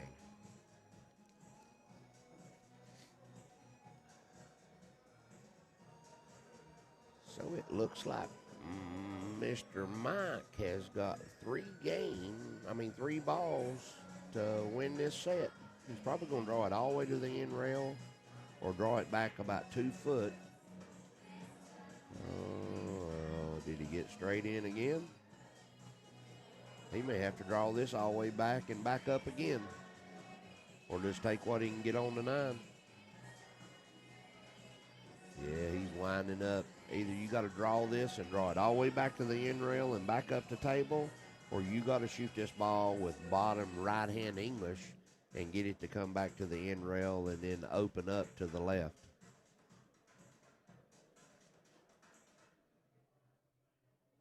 Let's see what he does here. Oh, he changed his mind.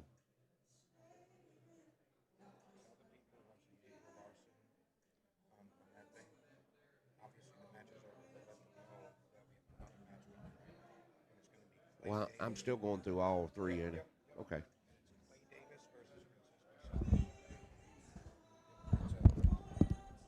Hey guys, Mikey D's jumping in here with me right now. Hey, so, all right, we got some crazy levels going on here. That's better. All right, so April Larson and Rene Carreon, they're all done. We have another match coming, and it's going to be Clay Davis playing Francisco Salas, and it's going to be race to 8. And we got 2K action. Okay. So We got something. exactly. Sometimes you just got to go in there, rip them out of the crowd, and say, "Get over there and do something, will you?" All right. So we're gonna can the broadcast on April Larson and Renee's match, and we're gonna restart with the new guys. All right. So Josh Burrows asks me,